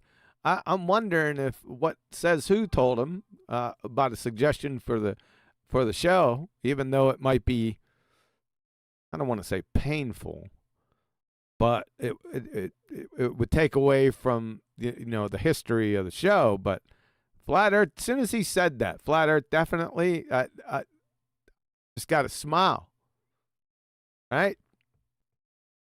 I'm not saying he should change it. I'm just saying it brought a twinkle and a smile, right? Twinkle in the eye, a little smile. Yeah, because do we need to go down the debate route anymore? Nope. It's not that we can't debate. It's that it has to be worth our while. Yeah, as you know, has to be worth our while. It has to be somebody, and it has to be at a venue that's worth our while, not some random debate show online that doesn't mean anything, and you're debating someone who can make stuff up, and they can get away with it because they're just a faceless person, or if they're not faceless, they just get away with it, like Craig, who just makes something up on the spot. There's no need for that. It's like it's old news, and the more flat earthers that realize that, the better. There is no debate, as I said earlier. It's a turkey shoot. What's the best they've had? We've had apparently a certified pilot claiming he's got a Coriolis adjustment button in his cockpit. This is what they've descended to. Yeah, and what's the best they've got pumping out at the moment? Yeah, it is fight the flat Earth. And where will they go? Not to debate shows. Things like Debateism, where no debate ever occurs. It's just platitudes and 15 minutes of uninterrupted crap that's unsupported. Yeah? This is where they'll go. That's the only place they'll go now. It's the only place they get to spew their rhetoric, with it being unchallenged. What they won't do is come for a debate. They will lose because they know they've not got the tools. Well, I mean, that's not me being horrible. That's just me being observant. Where are they? Where is their debate? They were there early on. It's not like this arena's changed. It's always been the same. They've all ran off and none of them will attend. The only people that will attend are rogue flat earthers who have dropped their standards, that come to pump their own nonsense. The rest's gone. The debate's over. It's been won. If somebody wants to come and debate, the door's open, isn't it? They don't. Reality. Yeah, that's true. The only Globers that tend to turn up these days is the odd one who doesn't know what they're talking about. At least with some of the more seasoned ones, they'd understand a lot of stuff. They'd understand what they'd have a better plan together. Let's be honest. But the problem is that beforehand, when they were debating us, they weren't brought to a point of concession. They were being brought to points of concession, but not to the same degree as they are these days. So the concession happens a lot. The point of concession happens much faster these days. Even just the term black swan, straight away they're on the back foot immediately. They've got to concede immediately that the horizon that we see is not the horizon that they're claiming that boats go over, blah, blah, blah. So they've had to drop out from it, you know. That's their argument, isn't it? That's what their argument's descending to. What we were just saying, and Nathan was saying, they didn't want to explain. The argument descends to what the horizon is. If you're in a debate, then you've got to have that knowledge. But that's all they've got, is to straw man, to argue that it's a hill. But that's all they can bring. That's all they have brought with regards to the horizon over the past, 2, 3 years, 4 years. All they can do is kind of rinse and repeat that. That it is refracted hill, not just hill. Yeah? But that debate's over and been won. But that's all they keep bringing. Well, to give an example, there's somebody I'm having a constant thing with on the whole air has weight claim. 1 second. Sorry, I had to cough. And like he got to the point of trying to say to me that there's buoyancy, right? So he can prove air has buoyancy, and yeah, air has buoyancy. Totally agree. No problem there. He can prove water has buoyancy. Yeah. I can prove water has weight. Yeah. But he can't prove air has weight. None of them can. So what you have is all the official claims and the definitions of weight. There's only one thing, if you look at the official claim about whether air has weight or not, or whether air adds to the weight of an object or anything like that, they'll keep on saying no because air has buoyancy. That's what all these citations and sites will say, right?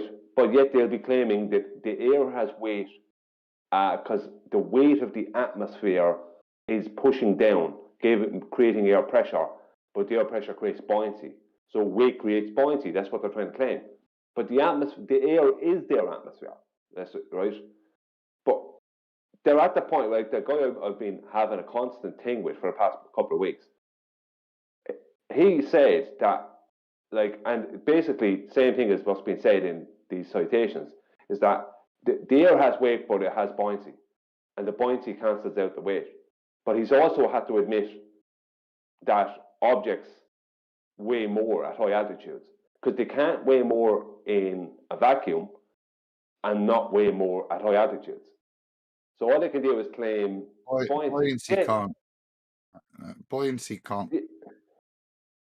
You can't have any afforded buoyancy, and that buoyancy cancel out weight. There has to be a weight on the scale, right? And that weight on the scale has to be more of an applied, don't jump on me, QE, force, yeah, than the mitigated, reduced force because of the applied buoyancy, yeah? It has to be less, yeah, the reduction, yeah? There has to be more force applied if air has weight. And that's what they're saying. They're invoking that the buoyancy is derived by the weight of the air, implying that air has weight. And when they do that, then your scale analogy holds true, and they're screwed because it's disproved. Well, if you look at I sent this guy last night. I sent him I think it was 19 different links. The first probably 10 or more was based off of, does the air have weight, and do things weigh more does the air add to the weight of things? And every one of these things were claiming that air has weight, or the atmosphere has weight, and that creates pressure, but things don't weigh more because of the buoyancy. It's a complete contradiction, right? But also they're trying to claim that objects, then they will, in the same citation or whatever, they will try and claim that objects weigh less at high altitudes. They can't weigh less at high altitudes if buoyancy is not there. Do you know what I mean? So the buoyancy, it was proven by those astrophysicists in Britain who went up Ben Nevis. They measured the weight of their claimed mass at the base of Ben Nevis at the train station. Then they got out at the train station up at the top of Ben Nevis or whatever, however far up the train goes, and they weighed it again, and it weighed more. And they had to bring it into a cafe where there was a load of warm circulating air and a higher PSI value than there would have been even down on the lower platform, the one they originally weighed it on, to come up with a weight that was less than what they originally weighed. Because when they weighed it in the same conditions, with the exception of altitude, as they did originally, they got a weight of more. That's because there wasn't buoyancy. See, the problem is that they're trying to claim buoyancy and weight when only buoyancy can be proven for air. Why do you need a sealed lid on your container when you have air in a container? What will happen? If you have that container with whatever amount of gas in it on a scales and whatever it's reading, if you heat that container up, that reading will go up. If you cool the container down, the reading will go down. If you open the top on that container, the reading will decrease. That's not weight. There's no way around that. It's not weight. There's a reason when you're in a lab that you make sure that you've got a certain atmosphere and a certain temperature. That's because the convention of weight uses the convention of RTP to stipulate the parameters for which you can apply the convention. Change that convention with respect to altitude, where the P of the RTP is changed, and obviously fundamentally you're now outside of the parameters of the convention of weight.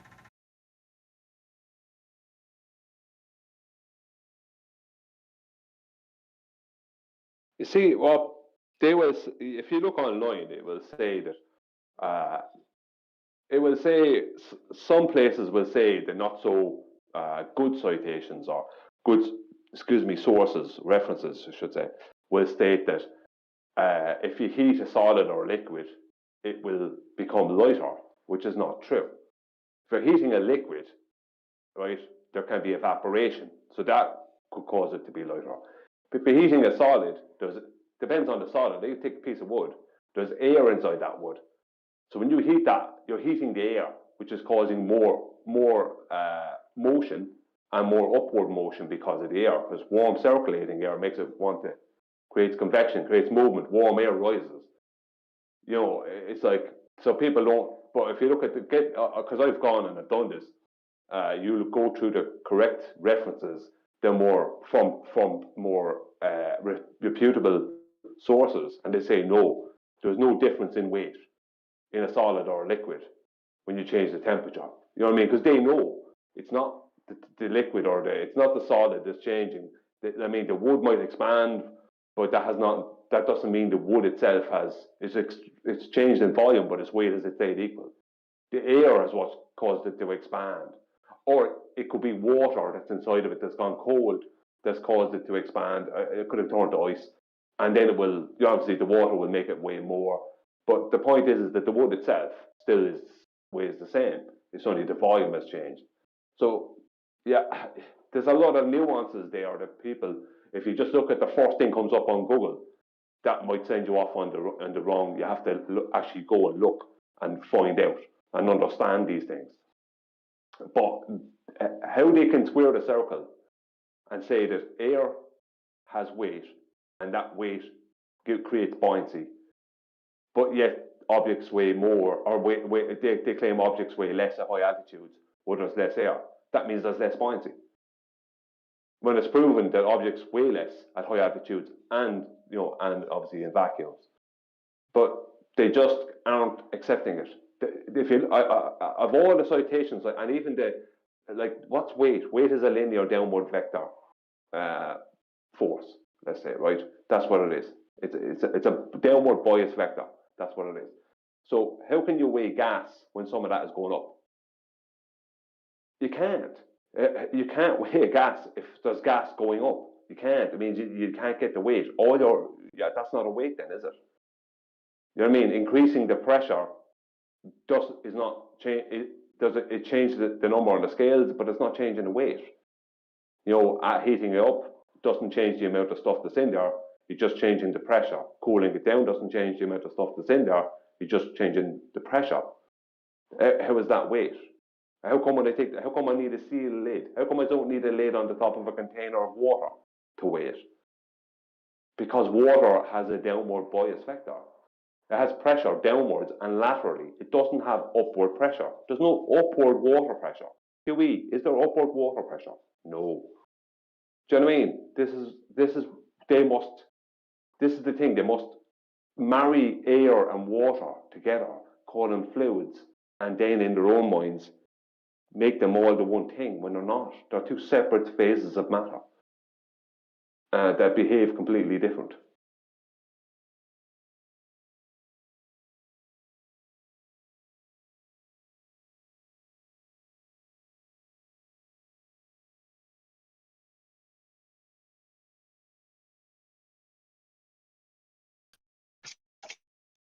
Geyser, isn't that upward water? What? A geyser? Geyser?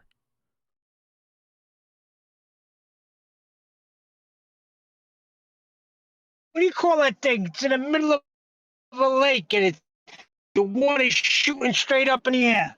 Got one by me. Bellagio? Old Faithful? An Archimedes screw.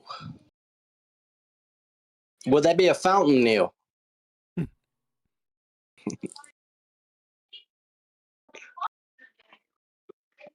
A geyser? Old Faithful? Yeah, it's East Strawman and Brian.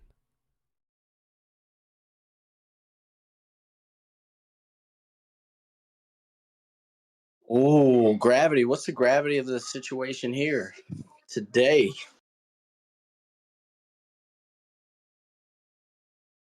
Specific gravity, there's a calculation I posted in the text. They're prescribing through a calculation of specific gravity to gases in the oil and gas industry. You might be interested at it, Brian. What specific gravity? Thanks, Bill. Specific gravity. Relative density disequilibrium. Thanks, Neil. Yeah,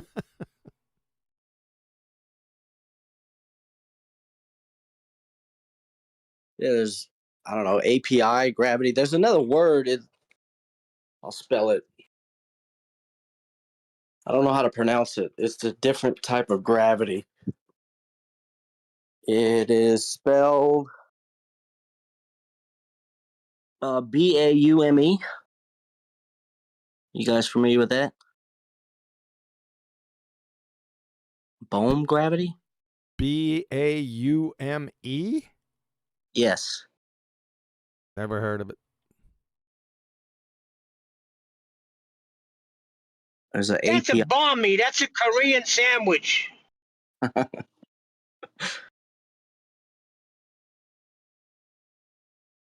looking at an API gravity. I like these terms. I like them because I bet you they're all based around the same thing.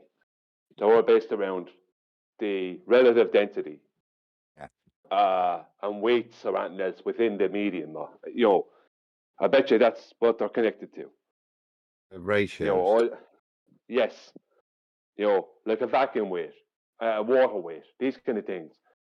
You know, these kind of things, because you know you have to change if you're going to weigh something in water, you have to change things around. You can't just treat it like air.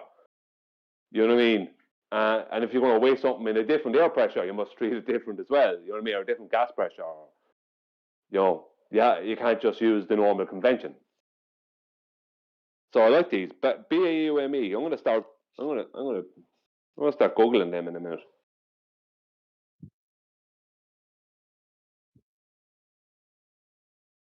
It says it's a measurement for non-hydrocarbon liquids that are lighter or heavier in the water. So it's some type of convention based off of relative density disequilibrium or specific gravity. That's what specific gravity is. It's a convention based on the density of a liquid where the scalar point is based on pure water. Pure water being 1. The specific gravity of pure water being 1. If something's more viscous, more dense as a liquid, it will have a higher specific gravity. And if it's less, it will have a lower. So it's a scale that's scaled to water, like a lot of things, but that's the specific gravity. It's a misnomer. It's nothing to do with gravity. It's to do with density of a fluid, really, isn't it? Yep.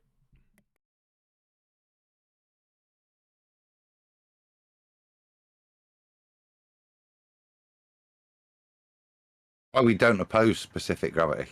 It's the only form of gravity we say it seems valid.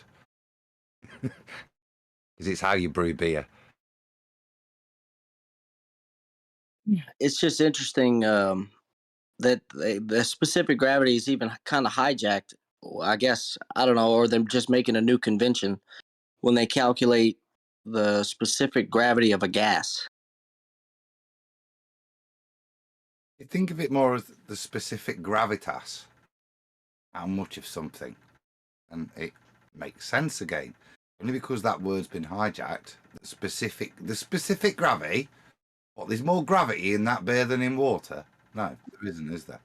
Because it's not what it's referring to. It's referring to the amount of substance, the gravitas. Like all account on the PlayStation, right? And what time is the password? All right, just Bill. Just Bill, you're back feeding. Oh, sorry, guys. Sounds like a great show you're watching. That was much. And what brings you back there, the distinguished one? Me? Yeah, what happened? The whole show got dropped. I tried to install audience software for my ADC and it needed a restart. But it hasn't. I've put the software on. It doesn't seem to allow me to change the frequency or bitrate of my ADC, which is annoying. It wasn't even worth the restart. But there we go. Such is life. Are you just of interest to me? Are you considering changing the name of the show?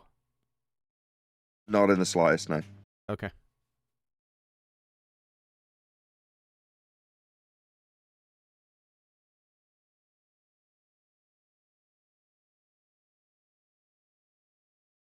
Oh, don't let me. Even though the debate is over. Your show now, not his show. Say again, Brian. I didn't catch that. Hold on, Neil. I'm saying QE is talking about your show, Nathan, not his show. Just want to make sure that you understand. What Yeah, do you he's say? asking, should we change the name from Flat Earth Debate to Flat Earth? Yeah, we just know it's the case. Yeah. Flat Earth. Because Or just sorry. flat Earth education, FEE. Flat Earth, definitely. That's what the opposition do, Neil. Charge an FEE. I don't know if it says who that came up with Flat Earth, definitely. But that's so wrong on so many levels grammatically, and it's just wrong. Yes, it is definitely a flat Earth. That is a statement of truth and fact. But Flat Earth definitely is not a good show title. Definitely Flat Earth is okay. I didn't have a lot of time to work on it, all right? Definitively would be a better word. Definitively Flat Earth. It's a bit poncy. Oh boy. Yeah, like if you see a flash pimp, reds that are just a bit too good. A bit like that. Indubitably flat Earth. Well, you gotta think of something because it's not a debate no more, right? What's the point of contention?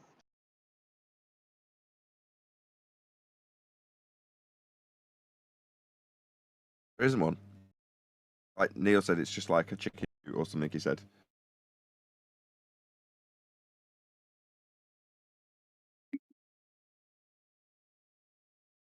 You still live, QE?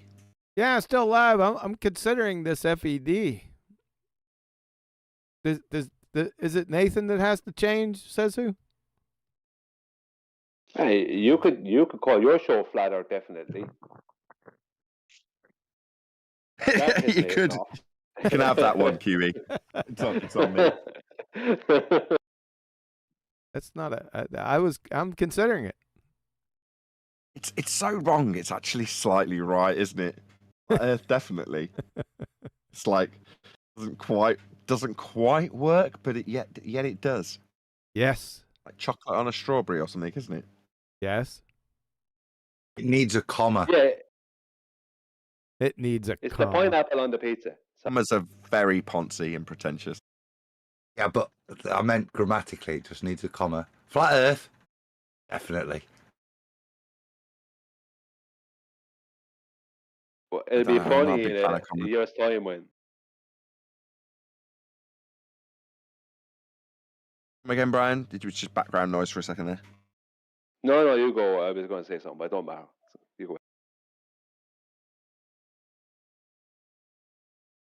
You want to join the hangout again, by the way, Neil? Just be company. You don't have to. Sure. I hate Discord. I'm actually streaming this to my members, but there's nobody in there at the moment, presumably because they're all having too much fun in your live chat. What about Flat Earth Directory? Flat Earth Directory. Why? What? Flat Earth Directory? Yeah, it's like a phone book of Flat Earth stuff. They've already got the Flat Earth Friend Finder app, haven't they? That's what Dave Weiss is. Oh boy. What were you boying and muttering about? What's that? You keep the debate. That's the title. That's who we are. It's still open. Somebody's got to bring something. I think when you disappeared, I suggested that instead of having just housekeeping questions, we should maybe have some definitive housekeeping statements. They're really more to trigger the ballers, but something we've never had in the past. We've only raised questions about the ball. I like the idea.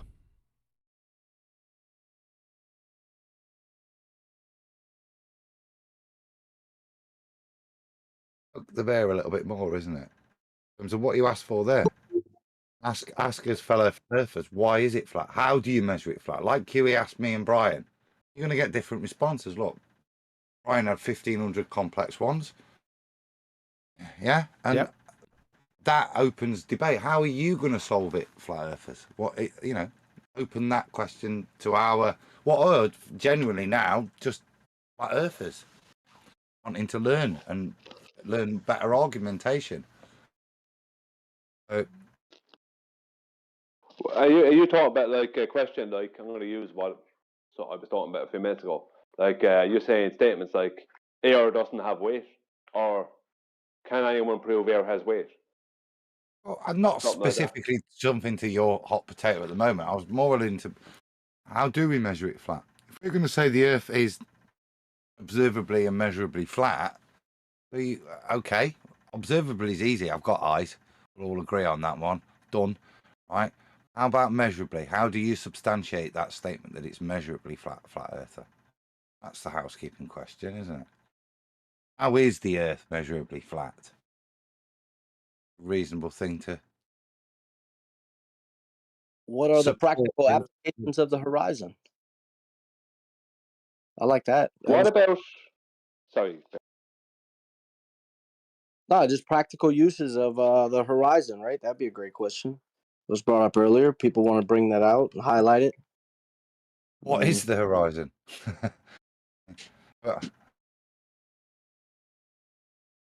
What are you asking me, or are you being rhetorical? If you want to answer, you answer. It was rhetorical, but you know.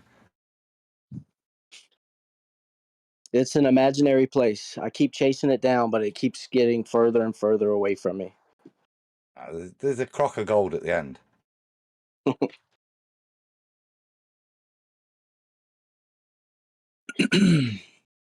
don't know. The main point of it is the practical uses of that horizon.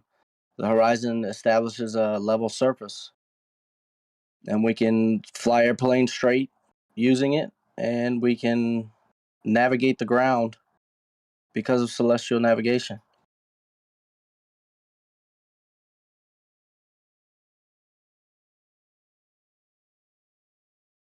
It's got a practical use. What about? I don't know if I think I brought this up in the past, but what about is there any evidence the Earth is not measured flat? Foregoing elevation changes. Well, that's the point of what I'm saying in terms of a seed change. That's a perfectly good old school way of thinking. Is there any evidence the Earth isn't measured flat? Well, is there anything bally still that I'm not sure about? Question. Yeah. As opposed to, no, the Earth is measured, yeah, flat. This is how. Yeah, well, if we use it. Sorry, Adam, go on. I'm saying I think that's the mentality change Nathan was talking about earlier. How do you structure that? Well, we had begging questions before. Begging housekeeping questions based on a premise. We were trying to disprove a ball. Well, we've got more than that now. Maybe we should change the tone of the introduction. Well, if we take questions. Sorry, Brian, go ahead. I'll be quick. I'll be quick. If we take questions like that, like, is there any evidence the Earth is not measured flat?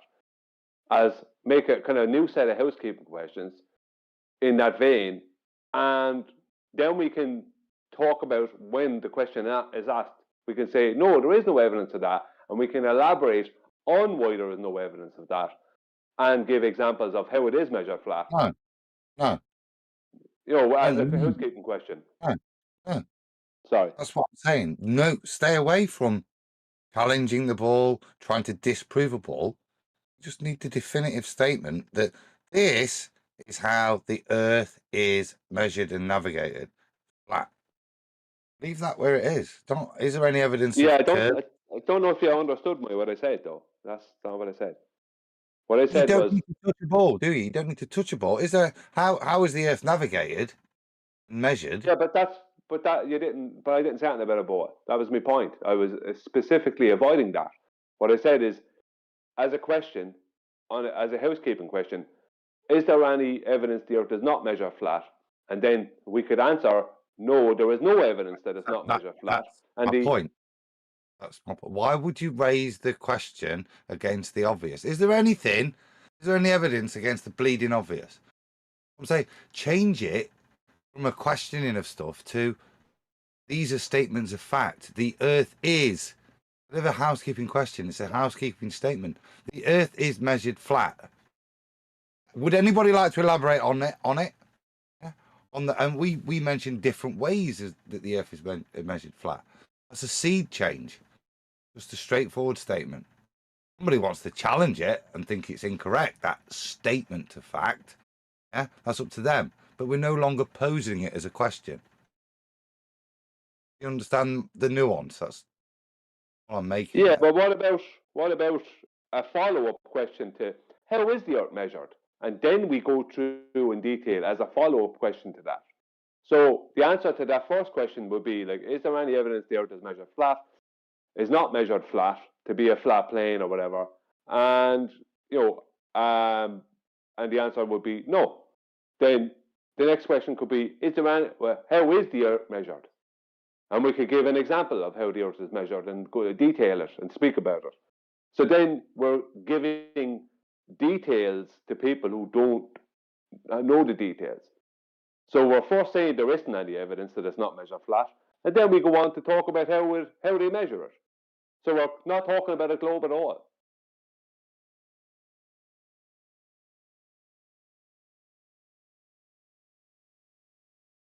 One suggestion, if I may, regarding making either statements or questions that promote conversation.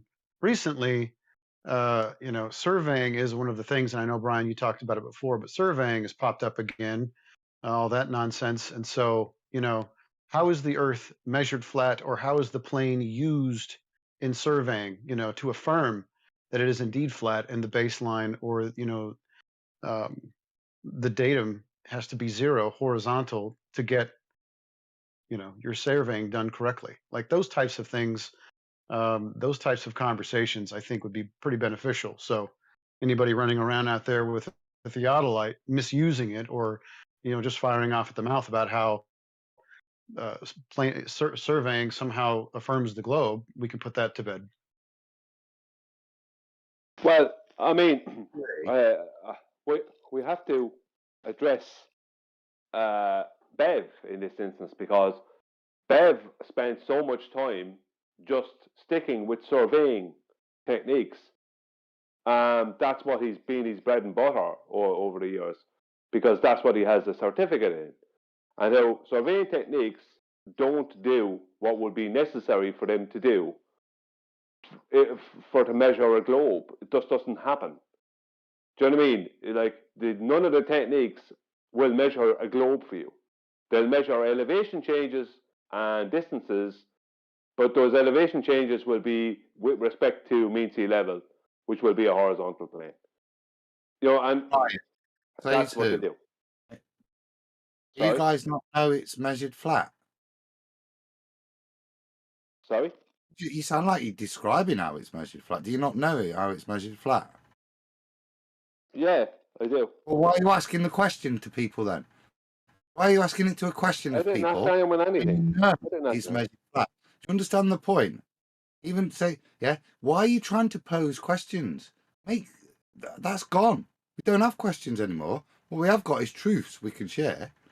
Make them. If people want to challenge those statements, fine. That's the seed change I'm saying. Make them as a statement of fact with confidence. Okay, so we can stay away from housekeeping questions and start calling them truth statements. Exactly. So Nathan just says truth statement 1, and right, let's say he goes through 3 truth statements instead of 3 housekeeping questions on a show.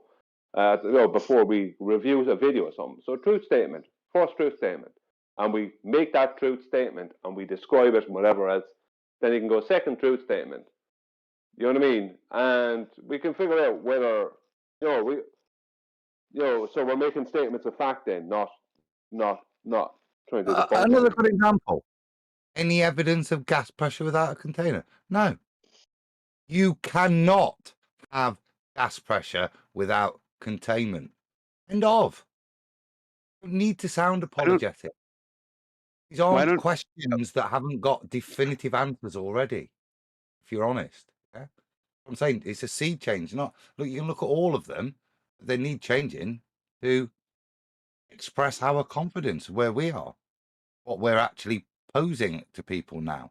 I'm not asking for evidence of whether there's curvature anymore.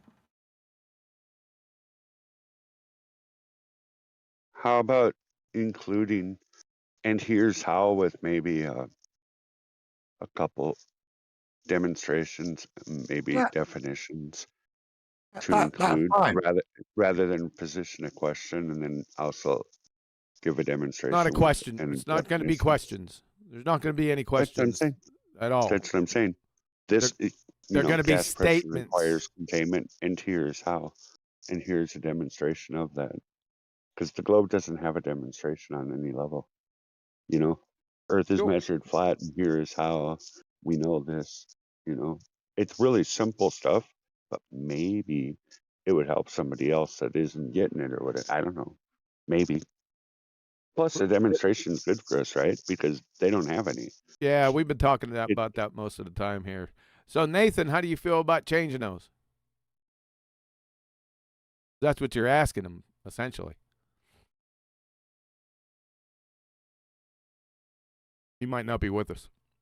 He's probably making coffee or something. But do you agree, No, Kieran? this is crunch time. I think Nathan was kind of intimating that anyway. Yes. And as I say, the housekeeping questions, we've answered those questions. They're done. Yep. If you make a definitive statement, you cannot have gas pressure without containment. Still open for somebody to rebut or agree with an example, as Lumpy was saying. Yes. But you don't have to go into an example. You can make it just as a statement, just as sometimes you don't respond to the housekeeping questions. You just stay silent. Yes. Yeah. Because I I can't agree. be arsed. Yes. But now that silence is more pertinent because it's a definitive statement as opposed to an unanswered question. Exactly. Yeah. What if it was included things like Chem Libertech's definition of how a gas wouldn't change a direction unless it encountered a barrier wall, right? But or you- elastic collisions with each other, but it would move in straight direction. We could get to that, but after we Oh. could get to that, that's in case anybody rebuts. But have the questions trimmed down to statements is the goal. We're following what you're saying, but that's in rebuttal. It'd only be a 2-second blip, possibly. No, Lumpy. Like it's Lumpy. 4 No, seconds with a Lumpy, little let the visual statement- thing for it at that time. And it could be pre-recorded, and it could just blot the opening of the show and then go from there. But you're taking away the whole point of it then, though. Right. Just let me share my vision. It's mine. Point is to make a definitive statement. Now, after that, if Lumpy Gas in a Vacuum wants to respond to that definitive statement and go, and in this case, yes, I agree, and here's an example, and the panel's still open to that, like we do now. That's open. But the point is, it's no longer a question. Yeah, it's a definitive statement. Yeah. Okay. I'm just saying we're not trying to let me teach give an ourselves. example via Bev. Sorry, Lumpy, go on. Didn't hear you. Well, I was just saying, let me give an example via Bev. Bev has been making the same truth statement for a long time.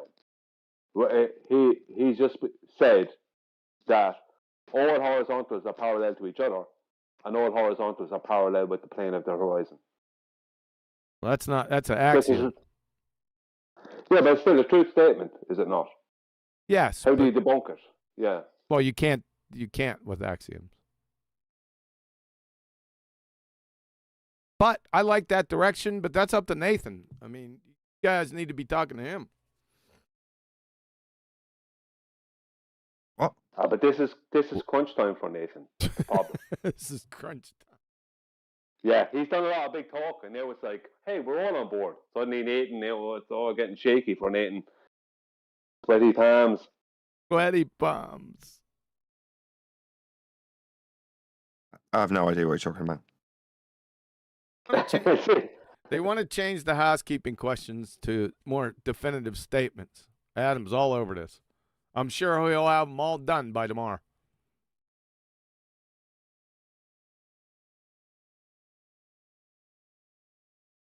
Yes? All righty then. Really good. I'm pleased to hear that. I'm sure we'll get that tomorrow. Yes, sir. Betty. Yes. Take us home. We're already home. I figured you'd say that. There's a storm outside here. Lovely. I didn't ask you how the weather was out there. I said, take us home. That means that I never went anywhere. That means you never went anywhere. Yeah, I didn't go outside because there's a storm outside. Ask you if you went anywhere. Take us down home. I stay at home, so I don't need to Oh, take anybody brother. home. I'm walking home. Why are we going home? Time to go. Ah, time to shoot. Nope. It's not time to shoot. It's too cold. Kiwi can't stand the cold. All right, I'm going to take us home. So, some good topics have been brought up here too. Maybe a shift in perspective, if you will, for 2024. I've been hearing a lot of people talking about 2024. In fact, it was last night. I was on 24/7, and they were talking about new directions, ironically, in 2024. So I don't know where this is going to go. I'm liking that direction, by the way, but we'll see where it ends up. Stay tuned this Saturday. Like I say, tentative for right now. I would say there's 70-30 chance that Ballbusters will be this Saturday, and it's most definitely going to be on Gravity. So I'm going to leave it with that. Here's a little bit more on Gravity, and you can take that with you till Saturday. QE out. According to the general theory of relativity, gravity is not a force. There are no gravitational fields. Gravity is kind of an illusion. What the hell did you just say? Gravity is kind of an illusion.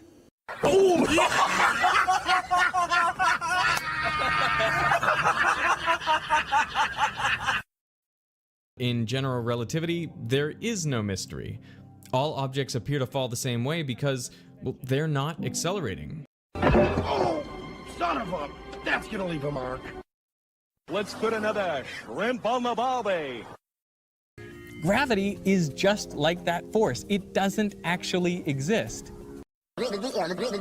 Say what? But in general relativity, there is no gravitational force.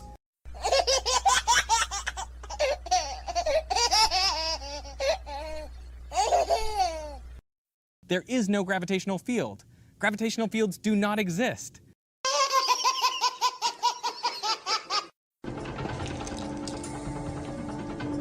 Prepare yourself. Ball tards. In standard Newtonian physics, we draw your weight force, the force of gravity pushing you down, and the normal force from the floor pushing you up. We say these forces are equal and opposite, so there's no net force on you, so you are not accelerating. But in general relativity, gravity is not a force. You have no weight, so the only force on you are these normal forces pushing you up. Gravity is not a force.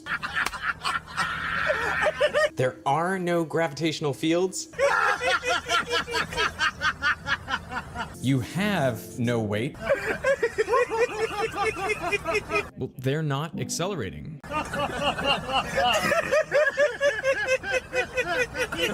Gravity is kind of an illusion.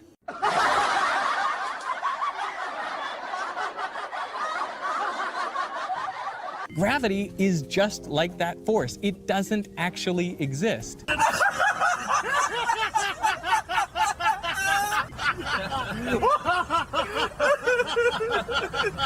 Hello, baby. Oh, well, everybody's heard about the bird. The bird's a winner.